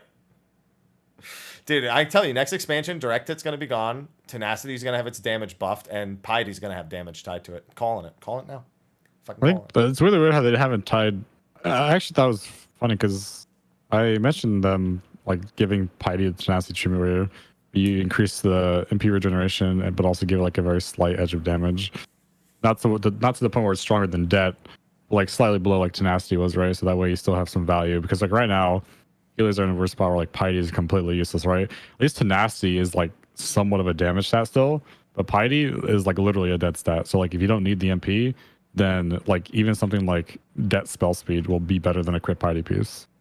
So it's like just that's just how bad Piety is. And like the thing is, like no fight outside Prague really utilizes that need of MP anyways, because you can run like min Piety on every job and be fine, or every healer and be fine still. So yeah, Piety is in a pretty weird situation right now. Dude, in Bojda, I was like, yo, I just want to, if I can get Piety, if Piety worked on things, like in Eureka and Bojda, I'm like, please, I have to res so many people. Please. That's it. It's in fucking casual content where you want Piety, because you're like, I have so many reses. I can't. Please stop dying. Please, it's week 124, man. I know, but please just look at the boss. It's telling you how to do it, I swear. Tenacity is interesting as well because it doesn't really offer enough mitigation to actually be worth bringing. And not enough damage. But if it did, let's just say that tenacity did actually make a difference for mitigation, then you get a similar situation like we had at the beginning of Stormblood, where tanks want to bring strength accessories because it does more damage, but everyone else is like, no, you need to be tanky. Like, I don't think the devs want people to be forced into doing something that is suboptimal in a weird way. Like, I don't think the devs care about passing, but at the same time, they seem to design around, they don't want people to have to do something suboptimal. So like I don't think you can really make tenacity so worth bringing for mitigation, because people are not going to want to. But I mean, it's the whole vitality melds thing as well. Like, people don't like doing that, and you always get arguments about it. So I don't think you can really make tenacity viable in that way, because it just creates the same problem and the same discussion. I wonder what would happen if they just put 3 substats on everything. So like you have every job I think has 4 substats technically they can go between. Like whether or not you like them is a different story. Yeah, the 2 standard ones. Yeah, and then obviously it ends up being okay crit, and then how do I hit the right tiers? Like what if so every piece is like the dominant stat is capped out, and then you have the minor stat, which is at like a slightly reduced value. What if you then introduce a third, like you just take one of the other 2 remaining stats and you just put it as like a super reduced value? I wonder what happens then. And then every one of them has something damage related tied to it, but they all also have their own stat tiers to think about. It's kind of like Feint and Addle in a way, where now you get half value of the opposite damage type. And having gone from Paladin to Gunbreaker as well, I get that same feeling where Heart of Light is just not compatible in the same places where Veil is, because of different damage types. And I was thinking, oh man, I could have a free use here, but it doesn't actually do anything. Well, obviously there's never free uses, because like you min-max the uptime, but it's like there are certain things that hit where it's like, if I could at least get a 5% value for pressing it here, that'd be nice. Just because it's the wrong damage type. Yeah. I mean, I think there are solutions. The problem is just, do the solutions match what the dev team has shown us they want to do? And the answer to that is most of the time, no. Yeah. So like maybe like somebody said, what if tenacity increased specifically the power of your defensive cooldowns, like Rampart and Vengeance and whatnot, Yeah. But then again, the risk is making it so viable that you have to compromise. It's always going to happen. Listen, if Crit's been allowed to be that way for years, I think another stat can be allowed to be that way for what's really funny? time. I know you played a Realm Reborn. Dude, Det was broken in a Realm Reborn, and then they nerfed it in Heavensward. But Crit's like literally been the same way. But why haven't they nerfed Crit at some point? It doesn't make any sense. I don't know. Yeah, well, Crit got buffed when they made it scale. Well, even before they made it scale, like crit was like something that nobody really. What it used to be that crit wasn't good at the start of an expansion because you couldn't get enough of it, but it was a linearly scaling stat. And then as you got towards the end of the expansion, you got enough of it to make it outscale something like Determination. That doesn't happen anymore. Now it's just crit right out the gate from the expansion because it's just good the whole time. Yeah, I mean, we saw that in Stormblood, where at the beginning, direct hit was king. Yep. You couldn't have enough crit to justify having it. But then in Sigmascape, people started to hit that, I think, 3.2 or 3.6k threshold of how much you needed for it to be viable, and everyone switched over. And I thought that was kind of interesting. Like, you did hit a point within the expansion where you made some decisions around what gear you wanted to pick up, like tome-wise, what you wanted, like, how do I hit this crit tier? If I can't, then I'll keep with the direct hit until I can. And I expected them to scale back crit again in Shadowbringers, but we started Shadowbringers in crit tier, and it just got worse from there. And then we started Endwalker still in crit tier, and it's continued to get worse. Yeah, I think it's given how few stats we have and how different and how not different they are. I think if there was a way to balance it in such a way where you could go 3 ways with gear, you could crit stack, which gives you the greatest variance, which means you'll probably hit the highest numbers, but you might also hit the lowest numbers. Direct hit, where you get tiny peaks and valleys, but there's like a baseline of how like close your damage is, so there's less damage variance, but your peaks aren't as high. And then you have speed, where it's just it's more of a preferential kind of thing. I wonder if there's a way to hit a proper balance where players can actually choose between the 3, and it's not detrimental in any capacity. Because I think the stats. I don't even think the stats need to be more interesting. I think the player just needs to have the choice of which one they want to go. I think that's most evident with Samurai, where there's a difference between Speed Samurai and Crit Samurai. Black Mage as well. Yeah. There's always going to be best or worst, but Black Mage is interesting because you can actually slightly change the playstyle depending on the stat that you bring, which I think is a good thing. Yeah. You have the option of doing what you're comfortable with. Like speed Black Mage is more comfortable. You have more lenience. And you can get extra GCDs here and there within a window. Yeah. And those GCDs might not be worth as much, but it's still perfectly viable.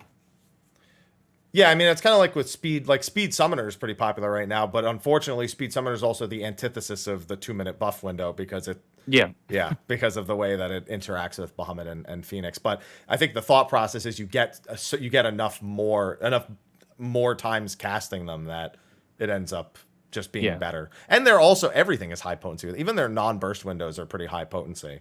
So I think it ends up being interesting. I don't know. It's things like I'd prefer to have to make decisions like that, or be able to make decisions and them not inherently be wrong. Like Crit Black Mage had a better peak, but Spell Speed Black Mage was super, like, it was the more used across the board just because of what it meant in terms of consistency for play. So if they could strike that balance with more jobs, I think that would be ideal. But the way the jobs are designed right now, it's literally not possible. And it doesn't work because you need the highest damage. Like, if something is better, it's just straight better, and that's what you want. Exactly. So I'm curious to see. Again, so we don't go any longer. I am curious to see where it goes. But right now, how it is, there's no reason to think it's going to go that way. That's all. Yeah. That's it. Okay. Seriously though. It's been 13 minutes since I last said that we were going to 3 hours. And I'm getting hungry. So I'm going to bang the gavel on this one and say the show is done. Okay? It was a good show. It was a good show. It was a good show. We have to have a nice long discussion about a very heated topic in a civil manner. And most people don't get that. So I'm glad we got it. Before we wrap up, we do have some things. Thank you to our sponsors again. Steelseries, Every Plate, Advanced GG, and Patreon, of course. We love all of you. You don't have to support us, but you choose to. So thank you. And our guests also, thank you for taking the time. Not only making yourself available at a different time than you may be, but also in the case of Momo, 2 weeks in a row, despite the short notice. Yeah. So, my man. You know what, though? My man. Zeph, first time on the show. Thank you. All your contributions to the discussion thanks for having me. Fantastic. Is your first time? Yes. Yeah, it's his first time being on. It is. Yeah. Wow. He's just surprised. Well, I mean, I don't know. I figured, I don't know. I just figured he'd be on before. I didn't realize this was his first show. He's been on Mog Talk a couple of times. Yeah, he's a naturally gifted social speaker. Okay. Zeph, why don't you tell everyone where they can find you at, what you got going on? All right. Well, my Twitch channel /ZephZaora.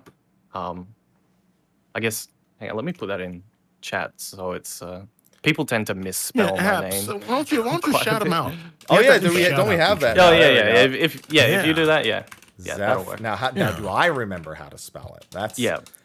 Don't forget the H. Yes. The H H in is Zeph. always forgotten. I mean, Yeah. there's two H's in Zeph. Yeah, there are two. People Yeah. always forget the first Oh, one do because they? the first, Okay. because that's an actual name, whereas mine has the added H. Is that? Did I spell it right? Did I get it? Yeah, you did. Okay. See, Yeah. you think I rated with you as long as I did that, I'd be able to spell it, but I still can't spell LSA correctly because as soon as there's 3 vowels in a row, I just lose all traction. There you go. There you go. Oh, I can see it. I can see your fucking slime hat at the top. So of course, yeah. Yeah. So that's my Twitch channel where I am there most days of the week, sometimes for excessive hours. Where at least recently you'll catch me talking about the same topics for a very long time. And also my Twitter is Zeph, Z as an Australian, Z if you're not. Well, it's actually only Z if you're American, isn't it? But yeah, it's just the same name but without the surname on it, just the Z. Last initial. Just the last initial. So yeah, I tweet things when I feel like it, not that often, but like in the wake of current patch and things like that, I have been sharing my thoughts on these sorts of things. So that's where you can find me. That's what I've been doing. All right. Well, it's been a pleasure having you. Thank you again. And with that, Momo, in case they forgot from last week, only one shout out can be active at a time. Please wait a minute. All right. Fuck you then. Oh yeah, just a cooldown. Oh, I see. Right. Oh, it's a new. Yeah, okay, I see. Yeah, it's a new shout out feature. I haven't even tried that yet. You can find me over at FFXIV Momo on Twitter, YouTube, and Twitch. And then, thanks for having me on. It's a good show. Hopefully, it was satisfactory enough. You know. Imagine if after 3 hours I said it wasn't good enough. I know. I'd cry. You want to go for 5? I'd just be like, okay. He's gone. God damn it. I'm back. Did my picture get messed up? No, because you give me a picture like ahead of. Oh, nice. Yeah. Even Okay. when Sly like Feel disconnected bad. because you guys both used pictures, it didn't mess any of the cameras up. So Yeah. As long as I don't have to feel bad, it's good. I can make you feel. I can just say you're shit for doing that and fuck you. Did that? Why would you do that? Did that? Say You could say He's gonna I'm leave again. Why would you do that? Can you say I'm ruining the podcast? Stop But it. you're not even on Summoner. Like Don't. the joke doesn't. Wait, no. Scholar has ruined. The whole show Ruined, is dude. ruined. Oh, the whole show is ruined. Is that what you wanted? Do you want Stewie? No, but Okay. I think you need an embrace. Okay, see now it ticks out. You know. Yeah. I don't associate. You're broil. I don't give Scholar ruin anymore. Ruin 2 gives a shit. Because you're a broil machine. And unless you're making a stake on the show, I don't. Oh. Just broil. It has a shorter cooldown now. You'll be fine. Fucking Ciroc, Sly. I haven't had Ciroc since I was like 23. I used to buy a What is whole that? bottle every time I went to a party. What Like is? vodka? Yeah, it's vodka. It's not just vodka. It's P. Diddy vodka. Yeah, Puff Daddy, Bad boy. if you will. Yeah, Yeah. bad boy for life. There we go. bad boy. Take that. But thank you again, Momo. I only asked you for a recommendation, and then you were my guest of choice, but I didn't want to ask you 2 weeks in a row. So I was like, let me just Yeah. ask. Unfortunately, nobody plays this game as a healer that you could That find. was the so problem, actually. Yeah. That was part of the issue that I had. I mean, I got a few healer friends. It's just I when I was thinking of people I know who are like super into this topic, you were like here, you know, because Yeah. I know a bunch of healers, but they're just like, yeah, whatever. I don't, you know. Yeah, who cares? Who cares? There you go. But thank you again. Yeah, of Thank you, course. Momo. Sly, you were mostly a witness to this show when the power would let you. Yeah. So next week you'll be much more involved, and I'll tell everyone what next week's show is after we do our outros. So that'll be fun. It'll be a fun show next week. Yeah. But what are you up to, assuming that your power is actually working this weekend? Well, you can find me on twitch.tv/Sly, aka Gray Fox. You can find me on Twitter @Sly the Fox. Yeah, the reason I wanted this show to kind of, last a little bit longer is because I have to go do Mario shit now. So Mario Kart. And party. Sly, you like it. Why won't you just admit that you like it? I do not. You keep doing it. You could just not do it. Because you don't let them control you. The people want it. The people. Who gives a shit? But yeah. Can I Mario tonight? I want to say one thing after. Sorry. Mario tonight, SMC Saturday, and first Saturday tomorrow. First Saturday, spoopy event, kind of an All Saints Wake style event, Halloween. Either way, bring something spoopy. Details on the Twitters. Sunday. Well, get to make my raid their drugs and food, and after that, I get to wail out on some Gundam Gacha. It's gonna be good. It's gonna be fun. That's gonna be probably the funnest stream. Yeah, let's go. Yeah, I get to wail out on some Gundam Gacha. It's not Evolution, by the way. It's Operation 2. I figured you weren't wailing out on the Gundam Overwatch. No, because you don't get shit for Evolution. Like Battle Operation 2, you at least get suits, and there are like a bunch of fucking mobile suits there. So that's why I'm wailing out. It's like the start of the month, and that's when they say you should wail out. So, yeah. Gundam. So anyway, that's what I'm up to. Happy, what are you up to? You can find me, Mr. Happy1227. I finished Teofield and Valkyrie, so I'm on a little bit of a break right now. I'll probably get back to Count Up. Final Fantasy 4 3D is where we left off, and I have a lot of Final Fantasy games still left to play. But next month is going to be super busy. I'm considering Triangle Strategy on PC when that comes out. That's October 13th. We have the live letter next week. That's going to be at 9:30 p.m., and then there's a live Q&A at 6 a.m. the next morning, so that's going to be thrilling. Not to mention the Sakaguchi Yoshi P thing, which I'm curious to tune into, even if I won't understand anything. Then we also have Strangers of Paradise DLC next month. We have Star Ocean 6 next month. And then I'm sure there's other things I'm not playing, like Bayonetta 3 and like a few other things that are coming out next month as well. So those will be good for a lot of people. We do have shows planned for the next several weeks. We're not doing a live. We're not doing a live letter show next week. Actually, we're going to do the live letter show 2 weeks from now. Because instead we have a guest, and we're going to do a special next week at our normal time. So, same time the show started. We have Zeppelon next week. So we're going to do the Zeplisode, as we're calling it. And Sly, you're going to have to put up with that pun because I'm going to be using it a lot. Okay. Sly, do you have a bunny hat by any chance? Yeah, I'm not doing that. Yeah, I'm not doing that. I already knew you were going to ask that, or Zeppla was. I'm like, yeah, I'm not doing that, bro. I'm sorry. What if I just Photoshop one onto you? I could use like the VTubing thing to track your face and then just put one on there. If I do it, you can't do anything about it, so I don't know why you're acting like you have an opinion on the matter. Yeah, it's puns and buns next week. That's what it's gonna be. Ooh, I'm gonna be drunk. Pretty much, yeah. It's all right. That's what it's be. Yeah, so we're gonna have Zeppel on next week. We're gonna be interviewing her and doing some predictions for the live letter that will be coming later that night. We'll do the live letter show after that. We're predicting October 18th for the patch. If that's the case, the following Friday would be a patch State of the Realm, and the week after that would probably be a more in-depth Criterion related thing. So we have, we've got plans. We've got State of the Realms for the next several weeks. And then Sly and I are working on something else, but that's going to stay a secret for a while. Oh, you want to keep that a secret? I kind of want to let them know. No. That needs to be a secret. Okay. They can be excited that they don't know something.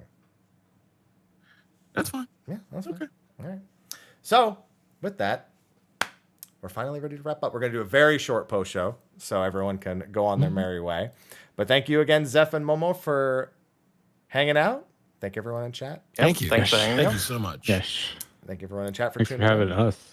And as soon as I fix the outro screen that I didn't update from last week, we are going to go into the... I made a new outro screen. I just didn't replace last week's. And now I have, so the show's over. Bye-bye. Goodbye. Ah!